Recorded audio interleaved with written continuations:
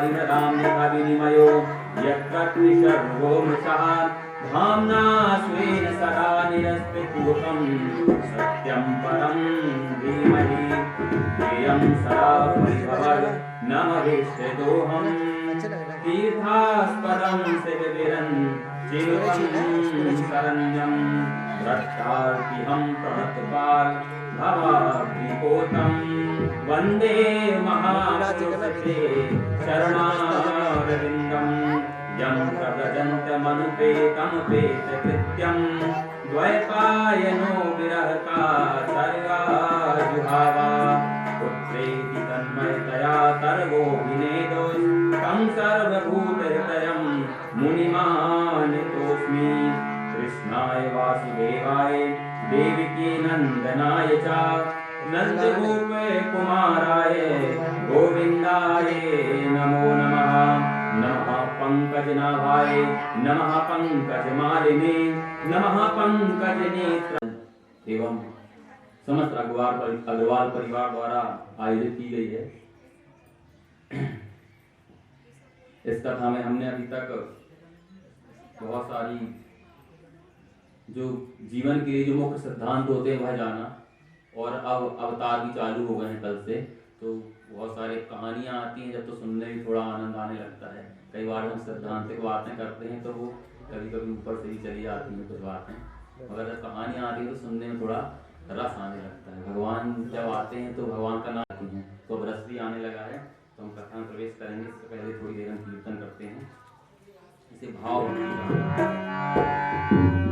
गोविंद जय जय जय जय गोविंद जय जय गोपाल जय जय राधा रमण हरि गोविंद जय जय राधा रमण हरि गोविंद जय जय गोविंद जय जय गोपाल जय जय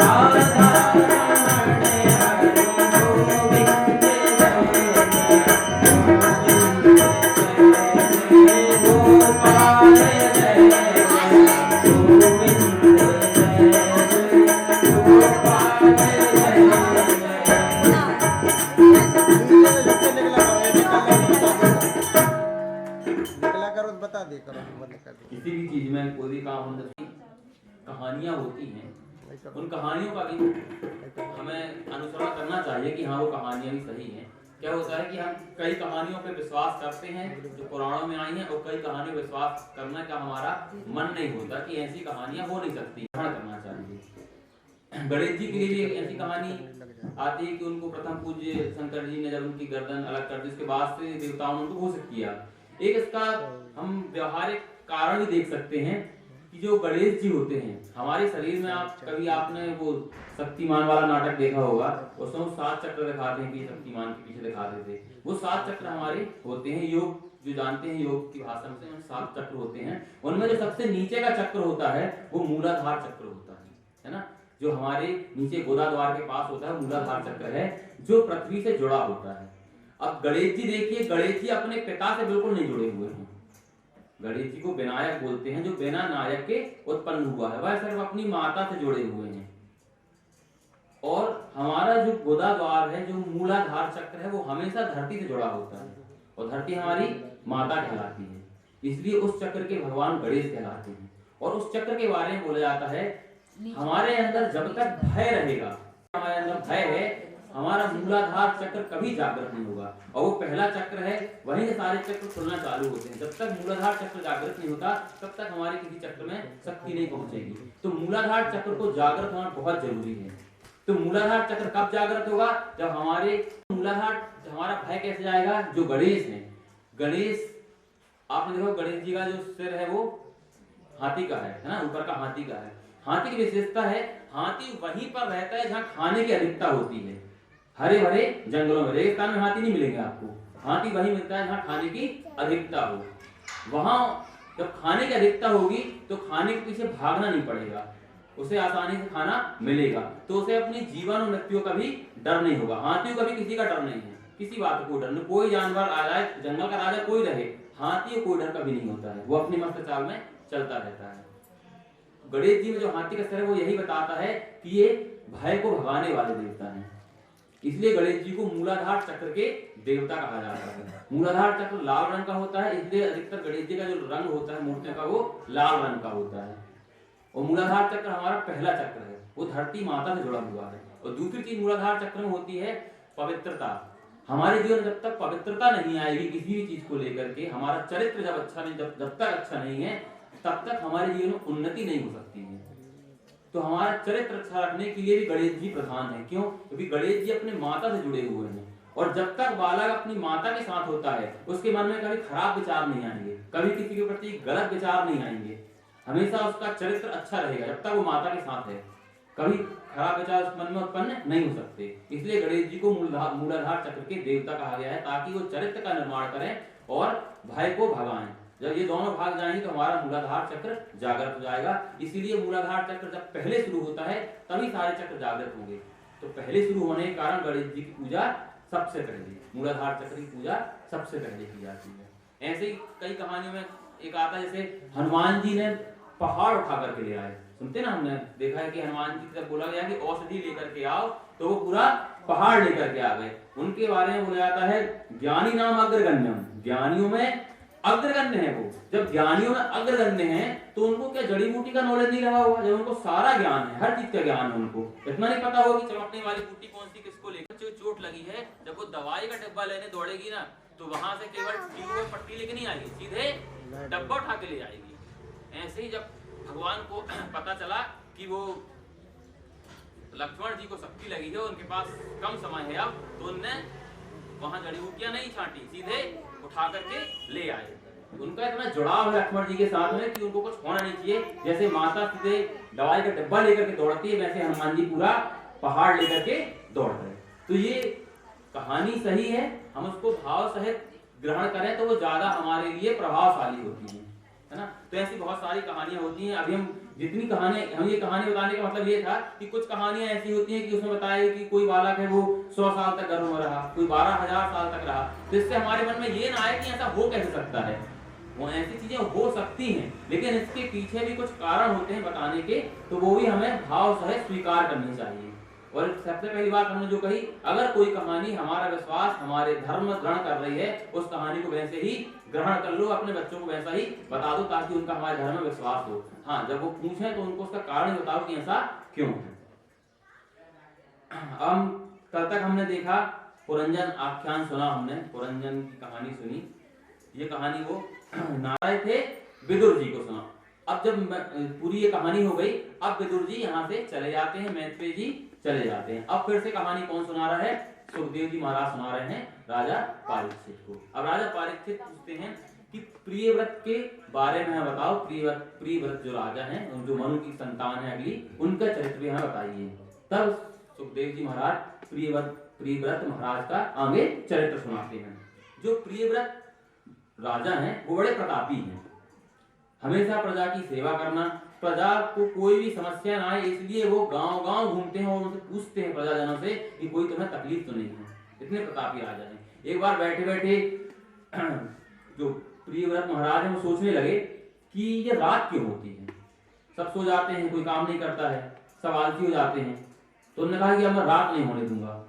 उन्होंने एक दिव्य व्रत उत्पन्न किया और पृथ्वी, वो ऐसा दिव्य व्रत जो सूर्य की तरह चमक रहा है और पृथ्वी की इतनी जोर से चक्कर लगा रहे हैं, ऐसा लग रहा है कि चारों तरफ सूर्योदय हो गया है। 7 दिन तक सूर्य को अस्थि नहीं होने दिया, रात ही नहीं होने दिए।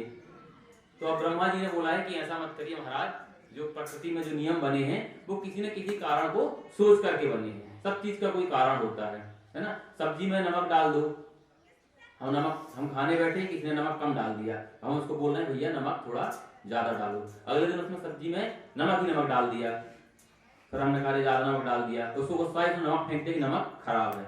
नमक खराब नहीं है, उसका आप उपयोग कैसा कर रहे हो वो आपके ऊपर है कि आप किसी चीज को अच्छा मानते हो या बुरा, उसका कैसा उपयोग कर लेते हो। तो ऐसे ही उन ब्रह्मा जी ने कहा कि दिन और रात दोनों अपनी अपनी उपयोगिता है। योगी लोग साधना लगाते हैं, जो दिन भर से काम करके आए वो थक जाते हैं, वो सोते हैं। तब उन्होंने ब्रह्मा जी की बात मानी। उसके बाद उन्होंने जो पूरा हमारा जो पृथ्वी लोक है उसको 7 द्वीपों में और 7 समुद्रों में बांट दिया। 7 द्वीप और 7 समुद्र बनाए प्रियव्रत जी महाराज ने, और उन्होंने अपने जो 7 पुत्र थे हर द्वीप का एक एक पुत्र को दायित्व सौंप दिया। जम्बूद्वीप सबसे पहला द्वीप है, आग्नेय महाराज को इसका दायित्व दिया। प्लक्ष द्वीप इद्म जिम्भा जी को यह दायित्व दिया। सालमी द्वीप यज्ञबाहु, कुशद्वीप हिरण्यरेता, क्रौंच द्वीप घृतपृष्ठ, शाकद्वीप मेधातिथि और पुष्कर द्वीप बीतिहोत्र। अपने ऐसे 7 पुत्र थे, एक एक द्वीप का उनको राजा बना दिया, उनके हाथ में दे दी। और फिर जो पहला जो द्वीप है जम्बू द्वीप, जिसमें हम लोग रहते हैं, जब पंडित जी संकल्प पढ़ते हैं तो जम्बू द्वीप भारत खंडे जम्बू द्वीप बोलते हैं। इस जम्बू द्वीप में हम लोग निवास करते हैं। इस जम्बू द्वीप में जो आग्नीत को दिया गया था, आग्नीत का विवाह पूर्व चित्ती नाम की, अब यहाँ से बहुत सारे नाम आने वाले हैं, नहीं याद हो कोई दिक्कत नहीं, क्योंकि नाम बहुत सारे आएंगे, है ना। आग्नीत का विवाह पूर्व चित्ती अप्सरा से हुआ, उनसे 9 बेटे उत्पन्न हुए। अब 9 बेटे हुए तो जम्बूद्वीप का बराबर उन्होंने 9 भागों में हिस्से कर दिए।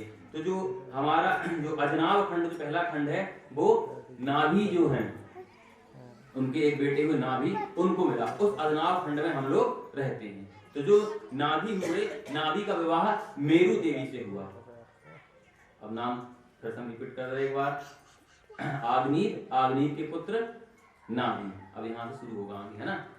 नाभि जो हुआ, नाभि का विवाह मेरु देवी से हुआ। अब नाभि और मेरु देवी से जो संतान उत्पन्न हुई उनका नाम था ऋषभदेव। भगवान ऋषभदेव भगवान के अवतार। बोलो ऋषभदेव भगवान की जय। ऋषभदेव भगवान इतने प्रतापी थे कि इंद्र भी उनको देख करके चढ़ता था कि इतनी शक्ति, इतनी ताकत इनमें कैसे। भगवान खुद वर्षा करा ली। जब इंद्र को पता चला तब ये स्वयं नारायण हैं, तब उनका अहंकार टूटा इंद्र का। तब इंद्र ने अपनी पुत्री जयंती का विवाह भगवान ऋषभदेव के साथ कर दिया। अब ऋषभदेव इसके बाद उनके 100 पुत्र हुए। 100 पुत्र में से अपने सबसे बड़े पुत्र भरत को, ये वो भरत नहीं है रामायण वाले, ये दूसरे भरत हैं। इन भरत के नाम से भी इसे भारत देश बोला जाता है ना। तो अपने बेटे भरत को शासन दे करके अब वह ऋषभदेव जी भगवान संन्यास ले लिया। और संन्यास भी ऐसा वैसा नहीं लिया उन्होंने, ऐसा संन्यास लिया, सब वस्त्र त्याग दिए और जो मल मूत्र त्याग करते वो अपने शरीर में लपेट लेते, ताकि कोई हमारे पास ना आए। पास आएगा तो संबंध जुड़ेंगे तो माया जुड़ेगी, माया जुड़ेगी तो फिर हमारा मन लग जाएगा। इसलिए अपने शरीर में मलमूत्र लपेट लेते। लेकिन उसके बाद भी उनके शरीर से इतनी उन्होंने साधना कर ली, उनके शरीर से इतनी दिव्य सुगंध आती कि 40 कोस तक सुगंध आती कि अब ये यहाँ से निकल रहे हैं, पूरा मलमूत्र लपेटने के बाद भी ऐसा था। इसके बाद ऋषभदेव जी ने और साधनाएं की। तो जो जितनी सिद्धियां होती हैं, 8 सिद्धियां, सब आकर के उनके चरणों में सेवा करने लगी कि हमें अपनी सेवा का मौका दीजिए, हमसे जोड़ लीजिए। उन्होंने उन सिद्धियों को डांट करके भगा दिया। आज साधु संत अगर कोई सिद्धि मिल जाती है तो हर जगह प्रसिद्ध हो जाती है। एक बार सिद्धि आई तो उसके साथ प्रसिद्धि आती है, प्रसिद्धि आई तो उसके साथ में अहंकार आ जाता है कि हम ऐसा कर सकते हैं। सिद्धियां पाते हैं साधु सन्यासी हैं जो सिद्ध कर लेते हैं चीजों को, लेकिन सिद्धि आने के साथ यदि आपने उसका उपयोग करना चालू कर दिया तो धीरे धीरे जब आपको लोग पूछने लगते हैं कि अरे ये महाराज तो ये वाला काम बना देते हैं, तो उसके साथ में क्या आने लगता है, फिर अहंकार आने लगता है। तो ऋषभदेव जी भगवान ने उस सिद्धियों को दूर भगा दिया। उसके बाद बहुत दिनों बाद उन्होंने फिर इस शरीर को त्याग दिया, परम गति को प्राप्त हुए। उनने जो मार्ग बताए थे उसी मार्ग को अपना करके एक राजा थे अरहन राजा ने उसी मार्ग को अपनाया और उन्हीं अरहन के द्वारा जैन मत की स्थापना हुई। तो आज सौंपा भरत जी ने और वो भी संन्यास लेने के लिए चले गए। और संन्यास लेने के लिए जंगल गए, वहां पे कुटी बनाकर रहने लगे, किसी से कोई संपर्क नहीं रखना है उन्हें, अपने पिता के ही रास्ते पर वो चले। जब भरत जी वहां संन्यास ले लिए, बहुत साल हो गए उनको वहां तपस्या करते हुए, साधना करते हुए, कई साल गुजर गए। उनको एक दिन बाद मोक्ष मिलने वाला था, मतलब बस एक दिन की उनकी मोक्ष पाने के लिए एक दिन बाकी था कि अगले दिन उनको मोक्ष मिल जाएगा। इतने में क्या हुआ, वो एक जगह बैठे हुए थे, साधना कर रहे थे, उन्होंने देखा कि एक जो हिरण है, हिरण गर्भवती है और वह दौड़ते हुए आ रही है, उसके पीछे शेर लगा हुआ है, सामने जलाशय है, हिरण ने छोटा जलाशय था, हिरण ने वह जलाशय जैसे ही पार किया, उसके गर्भ से बच्चा निकल करके उसी जलाशय में गिर गया। अब वो डूबने लगा। अब भरत जी को लगा कि अगर नहीं बचाया तो ये मर जाएगा, तो उसको निकाल करके बाहर बैठा दिया, उसको पहुंचा, उसको ठंडा लग रही थी, उसको पढ़ाया। अब इतना ही काम करना था उनको, लेकिन अब उनकी उसमें आसक्ति होने लगी। अरे कितना प्यारा बच्चा है, कितना छोटा सा है, इसको थोड़ी सी घास खिला देते हैं, थोड़ी सी उन्होंने घास खिला दी, उसके बाद शाम को थोड़ा सा दूध पिला दिया। अब वह उनके उसी जो बच्चा है हिरण के बच्चे के साथ में खेलने लगे। वो आता, जब वो साधना करते पास बैठ जाता, जब वो अपना सिर उनके गोदी में रखता तो ये हटाते, जब वो गुस्सा हो जाता तो फिर ये उसको मनाते। कई दिनों तक उसके साथ में ही इनकी दिनचर्या बीतने लगी। और जब दिनचर्या बीतने लगी, धीरे धीरे इनका मन लग गया। जब उसमें मन लग गया, एक दिन जब वो शावक बड़ा हुआ तो वह अपने एक झुंड के साथ में, हिरण के झुंड आए उसी के साथ में चला गया। अब जब वो चला गया तो उसी में हिरण का जब अगला जन्म हुआ तो वो भी क्या बन गए, हिरण बन गए। मोक्ष मिलने वाला था, एक दिन बचा था और आखिरी दिन में लगाव हो गया किसी से और मोक्ष रुक गया, हिरण का जन्म लिया। जब हिरण का जन्म लिया तो उनको इतनी साधना की थी कि उनको इस जन्म पुराने जन्म की सारी बातें याद थी। अब उनको पश्चाताप हुआ कि बताओ अगर थोड़ा और मेहनत कर लेते तो निकल जाते। तो जब हम कोई सिद्ध पुरुष जब मोक्ष की तरफ जाने के लिए होता है ना, पहुंचने वाला होता है, तो भगवान क्या करते हैं, जो थोड़े जो छोटे मोटे खिलौने फेंक देते हैं हमारे सामने, हम बस उसी से खेलने लग जाते हैं और वह मोक्ष चूक जाता है। वो सबसे अंतिम परीक्षा होती है, सबसे कठिन। बस अगर वो परीक्षा पार कर ली तो सीधे मोक्ष है। लेकिन भगवान क्या करते हैं, उसी समय सबसे कठिन परीक्षा लेते हैं कि अब इसका मोक्ष होने वाला है, देखें या उससे मोक्ष के लायक है या नहीं है। उसी समय वो भगवान ऐसे प्रलोभन देते हैं कि अपन उसी में फंस जाते हैं। कोई कई सालों तपस्या कर रहा है, कोई बहुत संत हो गया, लेकिन जब उसकी मोक्ष की बारी आई तो भगवान उसको इतना प्रसिद्ध कर दिया। और उन्होंने सोच रखा था अब जो मनुष्य योनि हमें मिली है, हमें 2 बार तो हम चूक गए, इस बार में हमें नहीं चूकना है। तो अब उन्होंने क्या किया, अपने आप को बिल्कुल मूर्ख साबित कर दिया। उनको ब्राह्मण के घर में जन्म हुआ, उनको जो भी सिखाए वो भूल जाए, कुछ याद नहीं किया, उनका यज्ञोपवीत कर दिया गया, लेकिन उन्होंने एक बार भी गायत्री मंत्र नहीं सुनाया अपने पिता को। इसलिए उनका नाम क्या रख दिया गया, जड़ भरत। जड़ जो होती है, जड़ बुद्धि, उसमें कोई चेतना नहीं होती है, पत्थर की जैसी होती है, तो बस उसका नाम रख दिया, उनका नाम रख दिया जड़ भरत। वो कोई काम नहीं करते, बस एक साइड में बैठे रहते। भगवान तो भजन भी नहीं करते, कोई बोलते भी नहीं, किसी से कोई बात नहीं करना, जिसने जो कहा वो काम कर दिया, बाकी और किसी से कोई मतलब नहीं। खाने में लिया खा लिया, नहीं तो मांगते भी नहीं थे। तो ऐसे उनकी दिनचर्या बढ़ती रही। उन्हें सब बिल्कुल समझने लगी ये नालायक व्यक्ति है, इससे कुछ काम करने वाला, इससे होने वाला नहीं है। सबने ध्यान देना छोड़ दिया। जब तक माता पिता रहे तब तो ठीक है। अब भैया लोग जो है उनके, उन्होंने उनको लगा कि अब कब तक हमारे ऊपर ये बोझ बना रहेगा, कोई ना कोई काम तो करवाना पड़ेगा। जो भाभियां लोग थी उन्होंने भी कहा कि ये घर में रहता है, फ्री का खाता है, इसे कुछ काम करवाओ। तो उन्होंने कहा कि काम तो कुछ नहीं करता, ये काम करते हैं, हमारे खेत हैं, उसी खेत में इसको रख देते हैं, वहीं पे ये फसलों की तकवारी करेगा और कोई काम कर नहीं सकता है। तो उनको खेत में रख दिया जड़ भरत जी को। जड़ भरत जी जब खेत में रहते हैं तो जो चिड़िया आती हैं, जब दाना चुगती हैं तो वो वहां से दूर उड़ जाते हैं कि कहीं चिड़िया हमें देख के उड़ ना जाए। अंदर चले जाते हैं ताकि चिड़िया आराम से वो दाना खा सकें। चिड़िया दाना खा रही हैं, वो देख रहे हैं, वो कुछ नहीं बोलते क्योंकि उन्हें दुनिया से कोई मतलब नहीं। अब क्या हुआ कि एक बार वहीं पर कुछ डाकू लोग आए, डकैत लोग, और वहां पे अपना डेरा डाल लिया उनके खेत के पास में। और वहां उनकी जो कुल देवी है उन डाकुओं की, उस कुल देवी की पूजा करने लगे। जब पूजा कर रहे थे तो जो डाकुओं का जो सरदार था उसकी कोई संतान नहीं थी। उसने भगवान अपनी देवी से ये मान्यता रखी कि अगर देवी हमें संतान दे देगी तो हम एक नर बलि देंगे, एक जो पुरुष है उसकी हम बलि दे देंगे। ये अपनी देवी से उन्होंने मान्यता मांगी उस डाकू ने। अब डाकू के यहाँ संतान हो गई, अब उसको अपनी मान्यता पूरी करनी है। तब उसने कहा कि अपने जो और मित्र लोग थे उनसे कहा जाओ और कोई एक व्यक्ति पढ़ के लाओ जिसकी हमें बलि देनी है। जब घूमे यहाँ वहां देखे तो खेत में यही अकेले मिले, तो भरत जी को उठा करके ले गए। डाकू लोग तो सोच रहे थे कोई व्यक्ति को यदि हम उठा करके लाएंगे थोड़ी बहुत तकलीफ होगी, उसको बांधना पड़ेगा, सीट कराना पड़ेगा। जैसे डाकू लोगों ने कहा कि हम बलि देने के लिए जा रहे हैं, भरत जी ने तुरंत अपना सामान बांधा जो रखे हुए थे अपना, वो किनारे रख दिया कि भैया लोग आएंगे तो उनको मिल जाएगा हमारा सामान, हम नहीं ले गए हैं। कहा तो मरने वाले हैं तो चले गए उनके साथ में। डाकू लोग पीछे पीछे चले, ये आगे आगे चल के जा रहे हैं कि हमारी बलि होने वाली है, हमारा उद्धार हो जाएगा। तो चलते जा रहे हैं और जब वहां पे पहुंचे तो पहले उन्होंने कहा कि पहले खूब खा लो। अच्छा उनको खिलाया, जब बकरे की बलि होती ना खूब पहले उसकी खातिरदारी होती, तो अच्छा जड़ भरत जी को खिलाया पिलाया। उसके बाद कहा गर्दन झुका दो, उन्हें गर्दन झुका दी, कुछ नहीं बोली।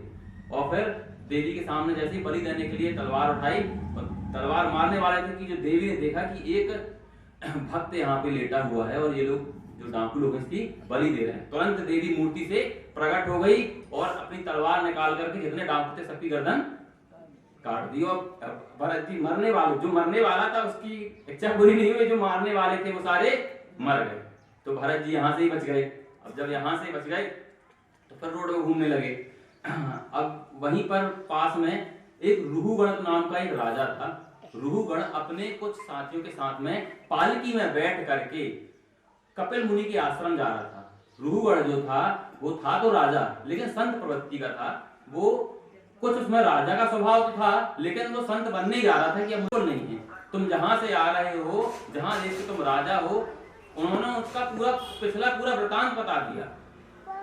तो जो रुहुगण थे वो समझ गए कोई महान संत है, हमसे पहचानने में गलती हो गई। और देखा कि जब ये जनेऊ पड़ा हुआ है शरीर में तो कहा कि ये तो ब्राह्मण व्यक्ति हैं और हमने गलती कर दी। तुरंत दंडवत प्रणाम किया और पूछा आप कौन है। तब जड़ भरत ने अपना परिचय दिया और बताया कि तुम ये जो सब कर रहे हो ये सब तुम्हारी जो मोक्ष की तुम रास्ते में जा रहे हो उसके लिए बाधा बन जाएगा। तो जो रुहुगण है वह प्रश्न करता है जड़ भरत जी से कि आपने कहा कि शरीर को चोट नहीं लगेगी, लेकिन एक बात बताइए, जब मैं शरीर को चोट दूंगा तो इंद्रियों को दर्द होगा, इंद्रियों को तकलीफ होगी, इंद्रियों को तकलीफ होगी तो उससे मन जुड़ा हुआ है, मन से बुद्धि जुड़ी है, बुद्धि से आत्मा जुड़ी है। तो शरीर में चोट देंगे तो आत्मा तक तो चोट पहुंचेगी। तब जड़ भरत कहते हैं कि तुम ये जो उदाहरण दे रहे हो तुम ये सब भौतिक चीजों का उदाहरण दे रहे हो। प्रश्न जो तुम्हारा भौतिकता का है कि एक चीज से दूसरी चीज टच है तो उससे दूसरे को वो चीजें मिलती रही, जैसे करंट है एक तार से दूसरे तार में जाता रहता है। तुम ये भौतिकता का उदाहरण दे रहे हो, ऐसा नहीं होता है। जो हमारी मन बुद्धि चित्त अहंकार है सब चीजें अलग अलग हैं, सबकी अलग अलग संस्थाएं हैं, वो एक दूसरे से कभी जुड़ी हुई नहीं होती हैं। बस एक साथ एक कमरे में बंद हो गई हैं इसलिए अभी काम कर रही हैं, नहीं तो सारी चीजें एक दूसरे से अलग हैं। ऐसे बहुत सारे ज्ञान जड़ भरत ने रुहुगण को दिए। जब वो ज्ञान रुहुगण को हो गए तो रुहुगण वह ज्ञान लेकर के चले गए। इसके बाद जड़ भरत जी बहुत सालों तक ऐसे ही बने रहे, तपस्या करने लगे जैसे उनके पिता ने किया। वो भी अपने शरीर में मल और मूत्र को लपेटते रहे, लोग उनको पागल कहते रहे, उन्होंने वस्त्र त्याग दिए, दिगंबर हो गए, बच्चे उनको देख के पत्थर मारते। लेकिन अंत में ऐसा करते करते उन्होंने अपना शरीर त्यागा और भगवान के चरणों में चले गए। इसके बाद आगे और प्रियव्रत के वंश की कथा आती है। इसके बाद परीक्षित जी पूछते हैं कि ये सब तो कथा हो गई, अब कुछ भूगोल के बारे में बताओ। तब फिर जो सुखदेव जी महाराज हैं परीक्षित को अतल वितल सुतल तलातल और जितने प्रकार के द्वीप बने हैं, जितने प्रकार के समुद्र बने हैं, सबके बारे में ज्ञान देते हैं और नर्क के बारे में बताते हैं कि किस प्रकार के पाप के लिए कौन सा नर्क होता है, कुंभी पाकम क्या होता है, हर प्रकार के क्रमी भोजन, जितने प्रकार के तमिश्र नर्क, हर प्रकार के पाप गिनाए और हर प्रकार के पापों के लिए उनको अलग अलग प्रकार के नरकों का उदाहरण दिया। अब जब इतने प्रकार के नर्क का उदाहरण दिया तो परीक्षित जी कहने लगे बस करो महाराज, अब हम भी 7 दिन में जाने वाले हैं और आप हमें नर्क ही नर्क के बारे में इतना सारा बता दिया। हमने तो भूगोल पूछा रहा, आपने तो बिल्कुल नर्क की व्याख्या कर दी। अब हमें डर लगने लगा है कि नर्क में ऐसा ऐसा होता है। तो सुखदेव जी कहते हैं नर्क डरने वाली चीज नहीं है। नर्क एक प्रकार, जैसे हमारे कपड़े होते हैं, कपड़ों में दाग लग जाता है तो हम साबुन से धोते हैं, नर्क भी एक प्रकार का धोबी घाट है। हमने बहुत सारे पाप के दाग अपने कपड़ों में जब लगा लेते हैं और प्रायश्चित के साबुन से जब उसको हम धोते नहीं हैं, तो भगवान ने अपना एक धोबी घाट बना के रखा है, वो फिर उसको अपने तरीके से धुलाई करते हैं। तो सबकी धुलाई होती है उसमें। तो ये कोई ऐसी चीज नहीं है जो हमें हमारे लिए बुरी हो या नुकसानदायक हो, ये हमारे लिए अच्छा है। वो हमारे कपड़ों से वो दाग, वो पाप को हमें सजा दे करके हटा देते हैं। तो ये उन्होंने नर्क के बारे में बताया और कहा कि अगर इस नर्क के डर से बचना है तो सिर्फ एक ही तरीका है, वह है भगवान नाम का स्मरण। आप भगवान नाम का स्मरण करिए, सिर्फ नाम लेने से आपकी मुक्ति हो जाएगी। अब परीक्षित जी कहते हैं कि एक बार नाम लेने से, 2 बार नाम लेने से, कितनी बार नाम लेने से? आप बार बार बोल रहे हैं कि बच्चे थे, सब कुछ था, भगवान का रोज सुमिरन करते थे, लेकिन एक दिन वह जंगल गए किसी कार्यवश से, और जंगल में उन्होंने एक पतित स्त्री को अपने पति के साथ में काम आवेश में देख लिया, और देख लिया तो फिर उनके मन में मोह जागृत हो गया उस स्त्री के लिए। उसी स्त्री के पीछे पीछे चले गए और फिर आखिरी में उसी स्त्री से विवाह कर लिया उन्होंने, और उनके साथ भी उनके बच्चे हो गए। इतना सब कुछ सिर्फ एक बार की कुसंगति के कारण उनके अंदर इतना दुर्गुण उत्पन्न हो गया। वहीं चले गए। अब वहीं चले गए तो जब एक बार उनके घर में कोई संत लोग आए तो उनके कहने पर उनकी जो पत्नी थी उसने अपने एक बच्चे का नाम रख दिया नारायण। अपने बड़े बच्चे का नाम क्या रख दिया? नारायण। अब जो अजामिल है इस नए परिवार में अपने बड़े बच्चे से बड़ा प्यार करते हैं, दिन भर उसका नाम लेते रहते, उसको बुलाते रहते हैं, नारायण नारायण उसको बुलाते रहते हैं। जब एक समय जब वो बीमार अवस्था में थे, जब स्वास्थ्य उनका खराब हुआ और उनको लगा कि अब मैं जाने वाला हूँ, और उनका जब अंतिम समय आया तो जो नर्क से यमराज की जो वो रहते ना, भैंस पे बैठ करके उनके गण आते हैं, लेने के लिए आते हैं। तो हमने पिक्चरों में देखा होगा कि वो अपने पास में दंड रखे होते हैं, मृत्यु दंड होता है वो, और हमारी आत्मा को खींच करके लेके जाते हैं। जब यमराज के गण लेने के लिए आए तो उनको दूर से दिख गया कि वो हमें घसीट के अब ले जाने वाले हैं। जब मृत्यु पास आती है थोड़ा हमें आभास हो जाता है, वो दिखने लगता है, तो उनको लगा कि हमारी मृत्यु अब निकट आ रही। तब वो जोर से चिल्लाए, नारायण बचाओ, नारायण बचाओ, नारायण बचाओ। बस इतना बोला।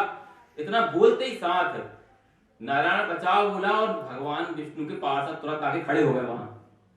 और जैसे ही खड़े हो गए सामने यमराज के गण थे, उनसे बोला कहाँ आए? हम उसको लेने आए हैं। तो आप इनको ले नहीं जा सकते? बोला क्यों नहीं जा सकते? बोलते इन्हें नारायण बोला है, हमें बुलाया है इनने। तो यमराज की जो पार्षद गण जो गण थे वो कहते हैं कि हमें भी मालूम है और आपको भी अच्छे से मालूम है, नारायण इसके बेटे का नाम है, इनने उन नारायण को नहीं बुलाया है, अपने बेटे को पुकार रहे हैं वो। तो भगवान पार्षद कहते हैं वो हम नहीं जानते, भगवान का नाम आप कैसे भी लो, जहर है, आप जहर के बारे में जानते हो ना जानते हो, पियोगे तो मरोगे, चाहे ज्ञान ना भी हो आपको। करंट तार में है, आपको पता हो चाहे ना पता हो, पकड़ोगे तो करंट लगेगा। तो इनने भगवान नारायण का नाम लिया है तो इनको तो अब आप छू नहीं सकते, अब आप इनको ले जा नहीं सकते। तो उन्होंने कहा नहीं, हमें तो यमराज ने भेजा, हम तो लेके जाएंगे। तो दोनों के बीच में बड़ा युद्ध हुआ और नारायण के पार्षदों ने यमराज के गणों को मार करके भगा दिया। यमराज के गण वहां से चले गए और नारायण के जो पार्षद थे वो वहां से चले गए और इनकी जान बच गई। अब जब अजामिल को पता चला कि बस 1-2 बार नाम लेने से भगवान के पार्षद हमें लेने के लिए आ गए, सोचो अगर मैंने पूरा जीवन दे दिया तो मुझे तो मोक्ष की प्राप्ति हो जाएगी। तो वहीं से अजामिल निकल गया घर से और सन्यास ले लिया। और उन्होंने इतने से कर्म किए थे कि उनकी बुद्धि अब सही हो गई। सन्यास लेकर के उन्होंने अपना शरीर त्यागा, भगवान का नाम लेते लेते उनकी कई बार नारायण बोला और अब मुक्ति हो गई, मोक्ष मिल गया। अब जो यमराज के जो दूत थे उन्होंने जाकर यमराज के सामने अपना डंडा फेंक दिया कि आज से हम आपकी ड्यूटी नहीं करने वाले। क्यों? यमराज पूछा क्या कारण हो गया, ऐसे कैसे तुम ड्यूटी छोड़ रहे हो? बोलते हैं देखो हम उसको लेने गए थे, उसने एक बार अपने बेटे का नाम नारायण का नाम लिया और हमें उनके पार्षदों ने मार के भगा दिया। तो यमराज मुंह में हाथ रखते कि यहाँ नाम मत लो तुम।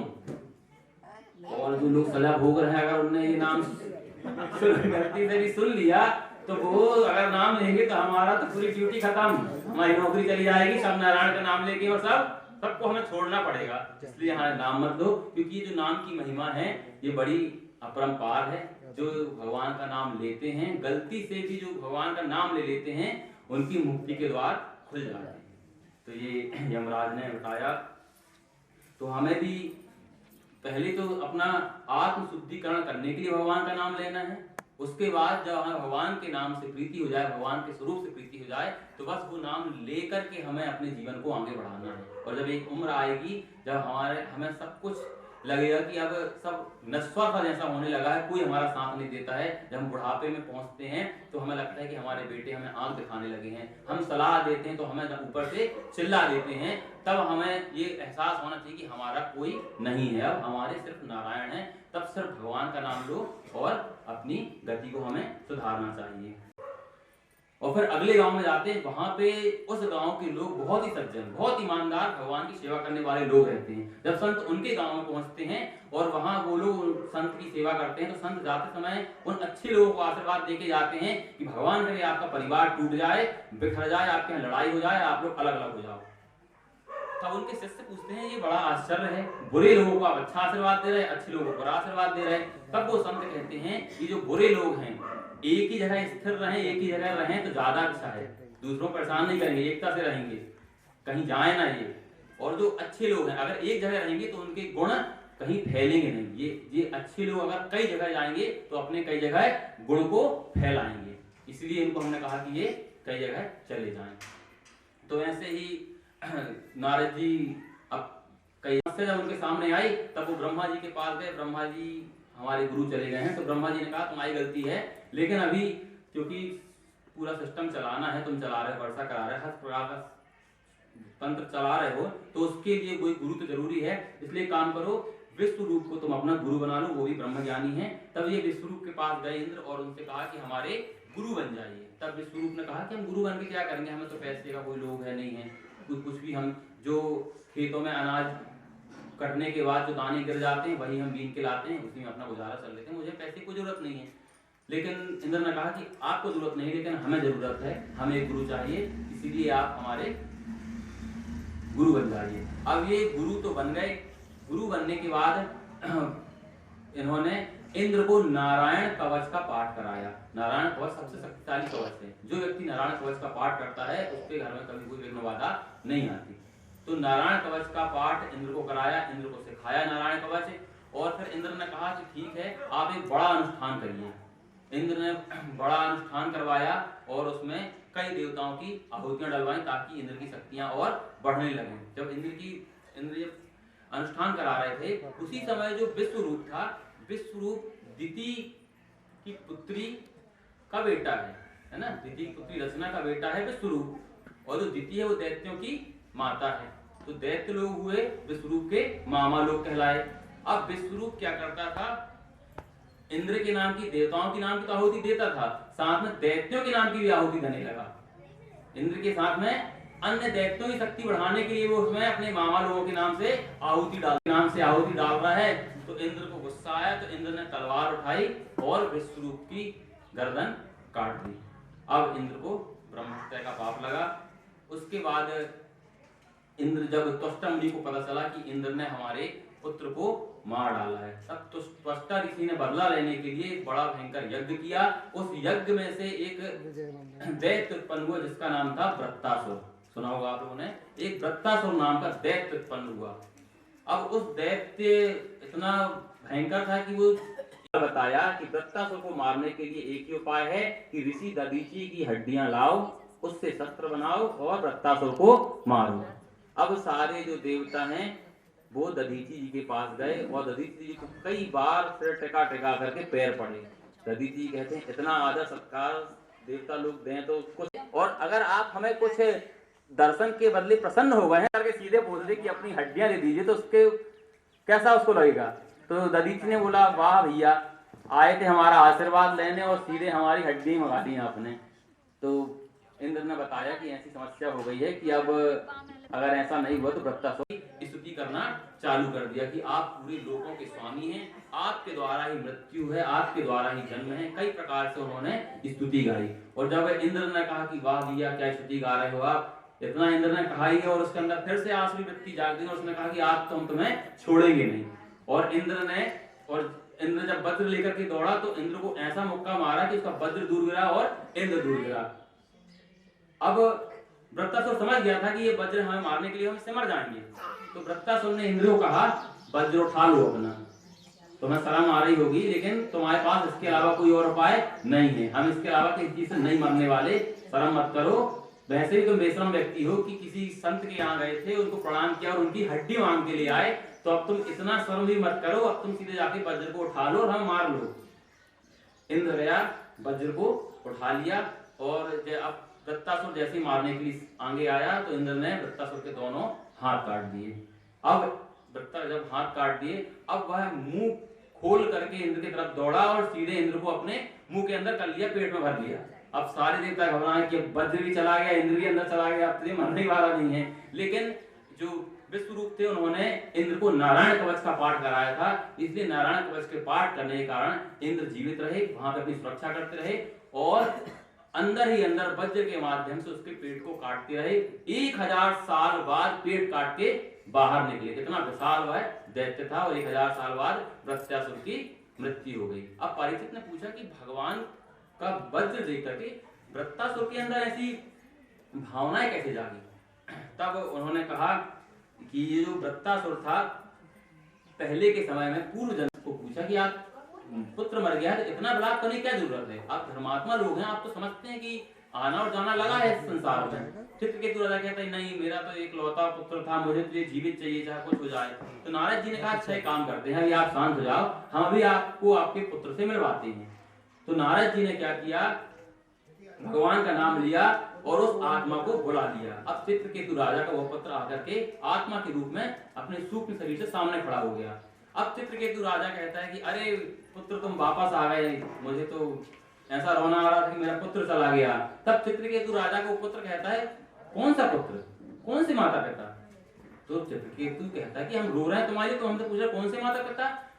तो अब जो आत्मा वह कहती है हमारे तो कुत्ता बिल्ली गधा कितने जन्म हो चुके हैं और कितने माता पिता हैं, आप कौन से जन्म के माता पिता हो। अब वो इनको पहचानता नहीं है। अब वो क्योंकि आत्मा हो चुका है, अब वह कारण शरीर से नहीं जुड़ा हुआ है, तो वो पहचानने से संतों के साथ बैठकर सत्संग कर रहे हैं। माता भगवान शंकर की गोद में बैठकर सत्संग कर रही हैं। अब भगवान है, उन्हें समाज के नियमों से कोई लेना देना नहीं है। शंकर जी कभी समाज के कोई नियम को मानते नहीं है, ये बात सब जानते हैं, इसलिए कोई इस बात पर ध्यान नहीं दे रहा है कौन कहाँ बैठा है। लेकिन चित्रकेतु राजा को लगा ये तो बड़ा खराब चीज है, तो जा करके माता पार्वती को बहुत बुरे शब्द वो कहने लगा। तो माता पार्वती को गुस्सा आया और माता पार्वती ने उसे चरणों में गिरा, उसने माफी मांगी। तब उन्होंने कहा कि ठीक है तुम दैत्य बनोगे लेकिन तुम्हारे अंदर भगवत भक्ति वैसी ही बनी रहेगी। तो वही चित्रकेतु राजा आज वृत्तासुर बना था। इसके बाद राजा परीक्षित बोलते हैं कि केवल भगवान वृत्तासुर ऐसे दैत्यों को ही मारते रहते हैं, दैत्यों से कोई बुराई है क्या उनकी, उन्हीं के साथ भेदभाव क्यों करते हैं वो। तो सुखदेव जी महाराज कहते हैं कि दैत्यों से कोई उनकी बुराई नहीं है, वो दैत्यों का भला भी करते हैं। कई बार ऐसा हुआ है कि उन्होंने दैत्यों को भला किया है, दैत्यों को भी मोक्ष प्रदान किया है। बोलते हैं ऐसे कैसे, आप बताइए कोई उदाहरण दीजिए कब प्रदान किया है। तब वो बताते हैं कि जब शिशुपाल रोज उठते साथ 100 गाली देता भगवान को, जब तक 100 गाली ना दे दे उसका पेट नहीं भरता था, उसको भी परम गति प्रदान की, पूतना को परम गति प्रदान की। तो कंस, जो कंस सबसे बड़ा दुश्मन मानता है कृष्ण को, उसको भी परम गति प्रदान की। तो सुखदेव जी लोगे आपको भगवान की प्राप्ति हो जाएगी, बस करते रहो लगातार, छोड़ो नहीं। अगर दुश्मनी बनानी है तो भगवान को रोज गाली दो, लेकिन छोड़ना नहीं। गाली देना तो रोज ही देना, कर नित्य करना, फिर नियम से करना। जैसे कंस ने किया तो उसको भगवान खुद मारने भगवान को जन्म लेना पड़ा। संतों की तो बहुत दिनों बाद तपस्या में आते हैं, लेकिन उसको तो मारने के लिए खुद आना पड़ा। तो परीक्षित जी को समझाते हैं सुखदेव जी कि आप भगवान का नाम लीजिए, आपका तरन तारण हो जाएगा। एक छोटा सा दृष्टांत है कि एक बार एक व्यक्ति था, उसका एक नियम था कि वह गांव के बाहर एक शंकर जी का मंदिर था, वहां पे रोज शाम को 6 बजे जाता और जाकर के दिया जलाता। उसका हर एक पक्का नियम था, बिल्कुल करेक्ट 6 बजे जाता और दिया जला करके वहां पे आता था। कई सालों तक ये करता रहा वो। एक बार और जो उसका जो पड़ोसी था वो इसका उल्टा था, जब ये वहां जाता उसका पड़ोसी इससे बहुत चिढ़ता था। जब ये वहां जाकर के दिया जलाता, उसका पड़ोसी पीछे से जाता और उसका दिया जाके बुझा के आ जाता। उसका नियम था। ये दिया जलाए, थोड़ा सा बाहर निकले और वो पीछे से जाए, जाकर के दिया बुझा दे। ये भी रोज जाता और ये भी रोज जाता, दोनों करेक्ट 6 बजे जाते, एक जलाने जाता और एक बुझाने जाता। एक दिन बहुत भयंकर बारिश हुई, ऐसी बारिश थी जैसे प्रलय आ जाएगा, ऐसी बारिश हुई, बाढ़ आने लगी गांव में। अब उस व्यक्ति ने सोचा दिया जलाने वाला है कि आज घर के मंदिर में हम दिया जला देते हैं, अब उतनी दूर हम कहाँ जाएंगे। तो दिया जलाने वाले ने दिया जला दिया, वो नहीं गया, लेकिन बुझाने वाला गया। वो कई मुसीबतें आई, लेकिन वो पार कर करके शंकर जी के मंदिर पहुंचा, वो दिया को बुझाने, लेकिन वहां कोई नहीं मिला। भगवान प्रकट हो गए कि जो जलाने वाला था उसने अपना नियम का पालन नहीं किया, तुम भले बुझाने लेकिन आए, आज तुम हमारे मंदिर में आए हो, प्रकट हुए और उसको उसका उद्धार कर दिया। तो भगवान का नाम आप कैसे भी लो, जहर को आप कैसा ही पी लो मरने वाले हो, अमृत तो कैसा ही पियो आपको अमरता मिलने वाली, ज्ञान हो चाहे ना हो। इसीलिए भगवान का नाम लेना बहुत जरूरी है, ये बताया।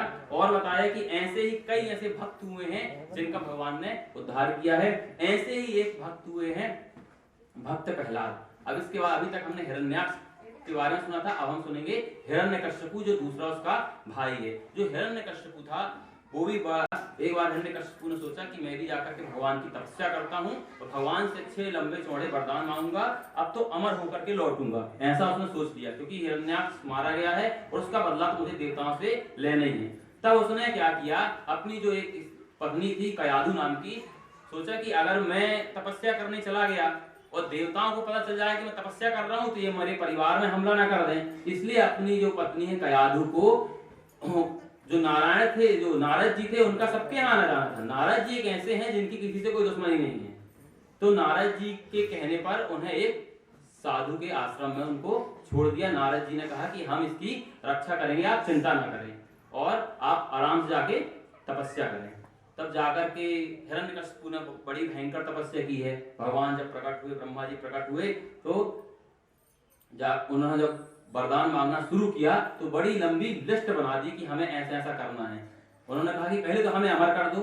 जब ब्रह्मा जी ने कहा नहीं, अमर तो कोई नहीं है, हम भी नहीं है, हमें भी एक दिन जाना पड़ेगा, अमर कोई नहीं हो सकता, और कुछ मांगो। तब उन्होंने ऐसे घुमा फिरा करके वरदान मांगे कि ना मैं दिन में मरूं, न रात में मरूं, न कोई मुझे मनुष्य मार सकता है, न मुझे कोई दाना मार सकता है, न कोई जानवर मार सकता है। ऐसे कई प्रकार के उन्होंने वरदान मांगे कि मैं ना घर के अंदर मरूं, न घर के बाहर मरूं, कई प्रकार के वरदान मांगे, पूरी लिस्ट गिना दी। तब ब्रह्मा जी ने कहा कि और कुछ बचा है तो वो भी जोड़ लो उस लिस्ट में। उन्होंने कहा नहीं, हम इतना बस दे दो।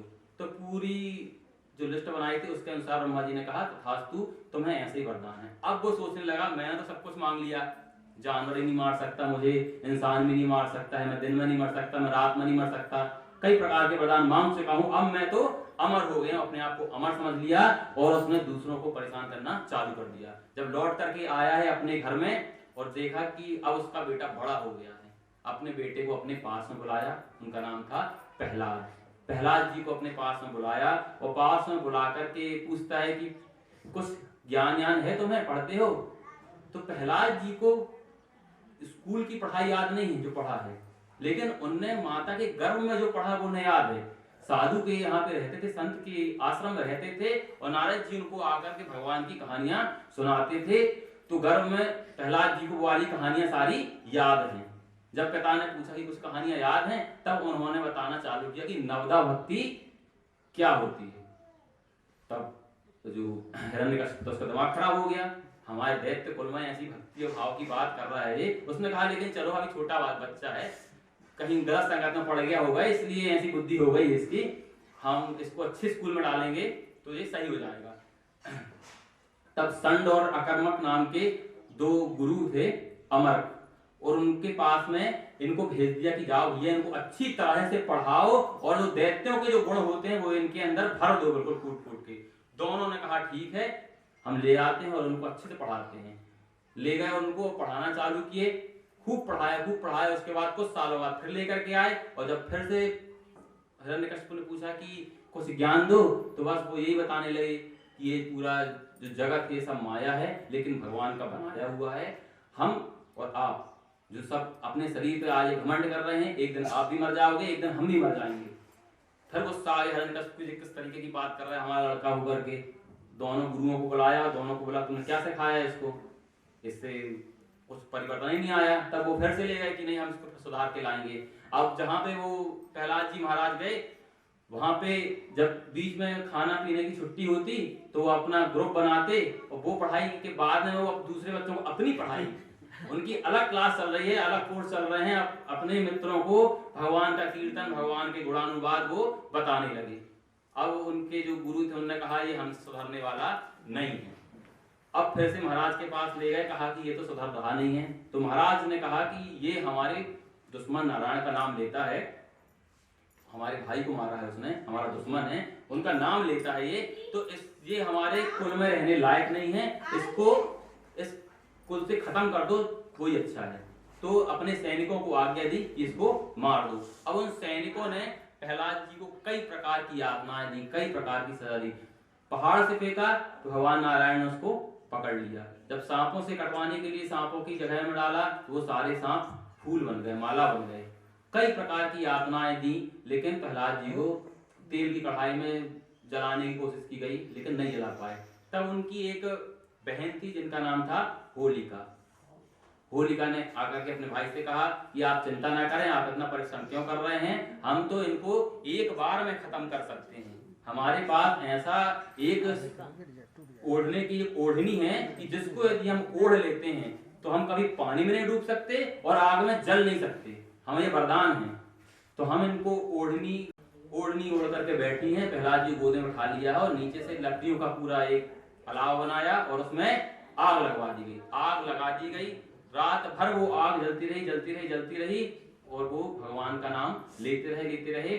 सुबह देखा तो ओढ़नी ओढ़ करके प्रहलाद जी बैठे हैं और जो उनकी हुआ है वो जल करके राख हो गई है। तब जो और प्रहलाद को मानने वाले जो गांव के सज्जन लोग थे, उन्होंने वहीं की राख उठाई और वहीं से खेलना, होली खेलना चालू कर दिया। तब से हम उसी प्रहलाद जी के नाम से होलिका को जलाते हैं और होली को खेलते हैं। तो ये प्रहलाद जी वाला है भगवान, बचाने वाला है भगवान, मारने वाला है भगवान, बचाने वाला है भगवान, मारने वाला है भगवान, बचाने वाला है भगवान।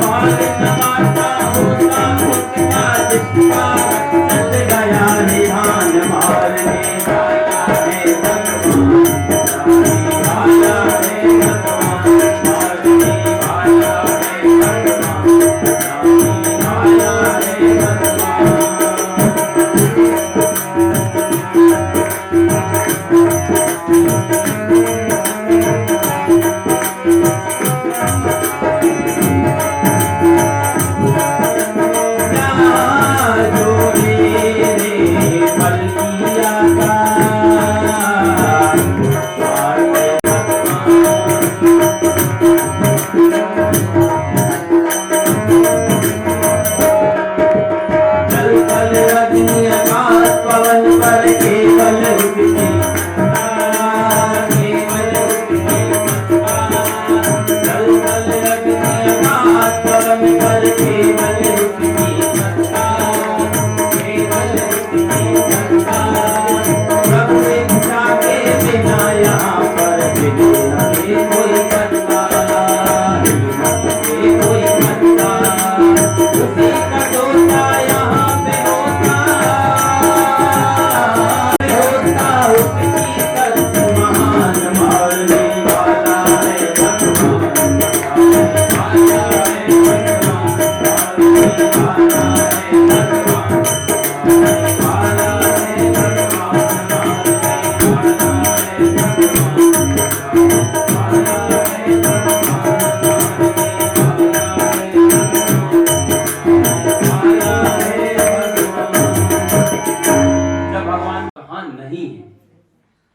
तो हम सोचेंगे कि कहां नहीं है, थोड़ा दिमाग लगाएंगे, लेकिन ये प्रश्न ही नहीं है कि कहां है, वो हर जगह पे है, हर कण कण पे विद्यमान है भगवान। बस आप भाव से बुलाओगे तो वो आ जाएंगे। तो पूछते हैं हिरण्यकशिपु की, तो इस खंभे में भी है, बोलते हाँ इस खंभे में भी है। तो हिरण्यकशिपु गुस्सा आती है, हिरण्यकशिपु अपना गदा उठाते हैं और खंभे को तोड़ देते हैं और वहीं से शेर की दहाड़ने की आवाज, वहीं से शेर की दहाड़ने की आवाज आने लगती है और नरसिंह भगवान का प्रकट होता है। बोलो नरसिंह भगवान की जय।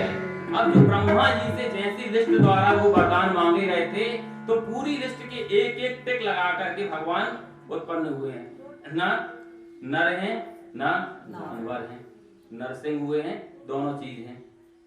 और अब जो मारने के लिए आए हैं तो बिना शस्त्र के आए, कोई शस्त्र लेकर नहीं आए, अपने बड़े बड़े नाखून लेकर के आए हैं, ना शस्त्र से मरू ना अस्त्र से मरू। और अब पूरी जितनी थी, अब वो उस लिस्ट में एक एक करके टिक कर करके भगवान मारेंगे, क्योंकि ब्रह्मा जी हैं। अब ब्रह्मा जी तो सोचते नहीं वरदान देने से पहले वो दे देते हैं। अब फंसना पड़ता है नारायण को कि उनके हिसाब से हमें वैसा अवतार लेना पड़ता है। तो अब उसको हिरण्यकशिपु डरता है, हिरण्यकशिपु को भगवान गर्दन से पकड़ लेते हैं और पकड़ करके घसीट करके उसको लेके आते हैं देहरी की तरफ, और देहरी में ले जाकर के बैठ जाते हैं। और अब बोलते हैं कि देखो हम अन्याय नहीं कर रहे हैं, हम तुम्हें मार जरूर रहे हैं, लेकिन अपनी लिस्ट निकालो, चेक करो उसमें क्या क्या है ना, पूरा मिलाओ।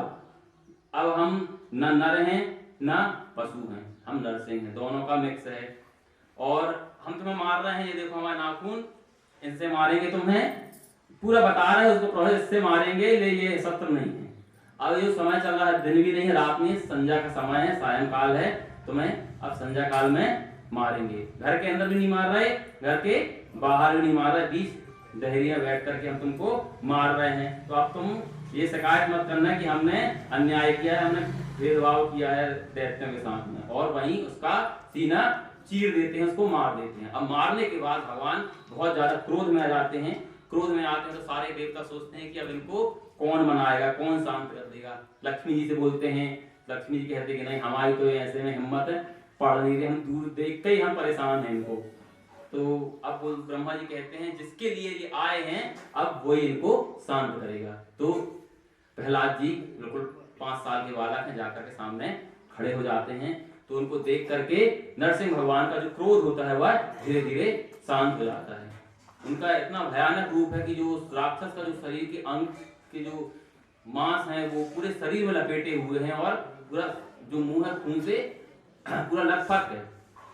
अब प्रहलाद जी को अपनी गोद में बैठाते हैं और उसके सिर पे, प्रहलाद जी डर भी रहे हैं, उसके सिर पे हाथ फेरते हैं तो उनका, प्रहलाद जी का डर चला जाता है। जैसे ही हाथ फेरते हैं तभी उनको ब्रह्म ज्ञान और तत्व ज्ञान प्रहलाद जी को हो गया। अब प्रहलाद जी ने नरसिंह की बहुत सारी स्तुतियां की हैं। और अब नरसिंह भगवान पूछते हैं, जैसे ध्रुव से पूछा था, हम तुम्हारे लिए आए हैं, मारने बस नहीं आए थे, कुछ मांगो, क्या चाहिए तुम्हें। तब प्रहलाद जी कहते हैं कि हम आपके दर्शन हो गए, आपकी गोद में बैठे हैं, अब आप और क्या इच्छा रह जाएगी व्यक्ति की।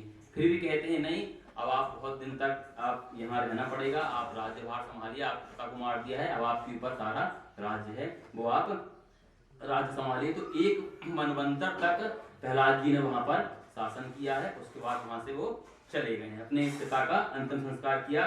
इसके बाद सुखदेव जी परीक्षित जी से बताते हैं कि युधिष्ठिर जी जो थे, युधिष्ठिर जी के पूछने पर नारद जी ने कई प्रकार के वर्णाश्रम धर्म का उन्हें कई प्रकार से ज्ञान दिया था।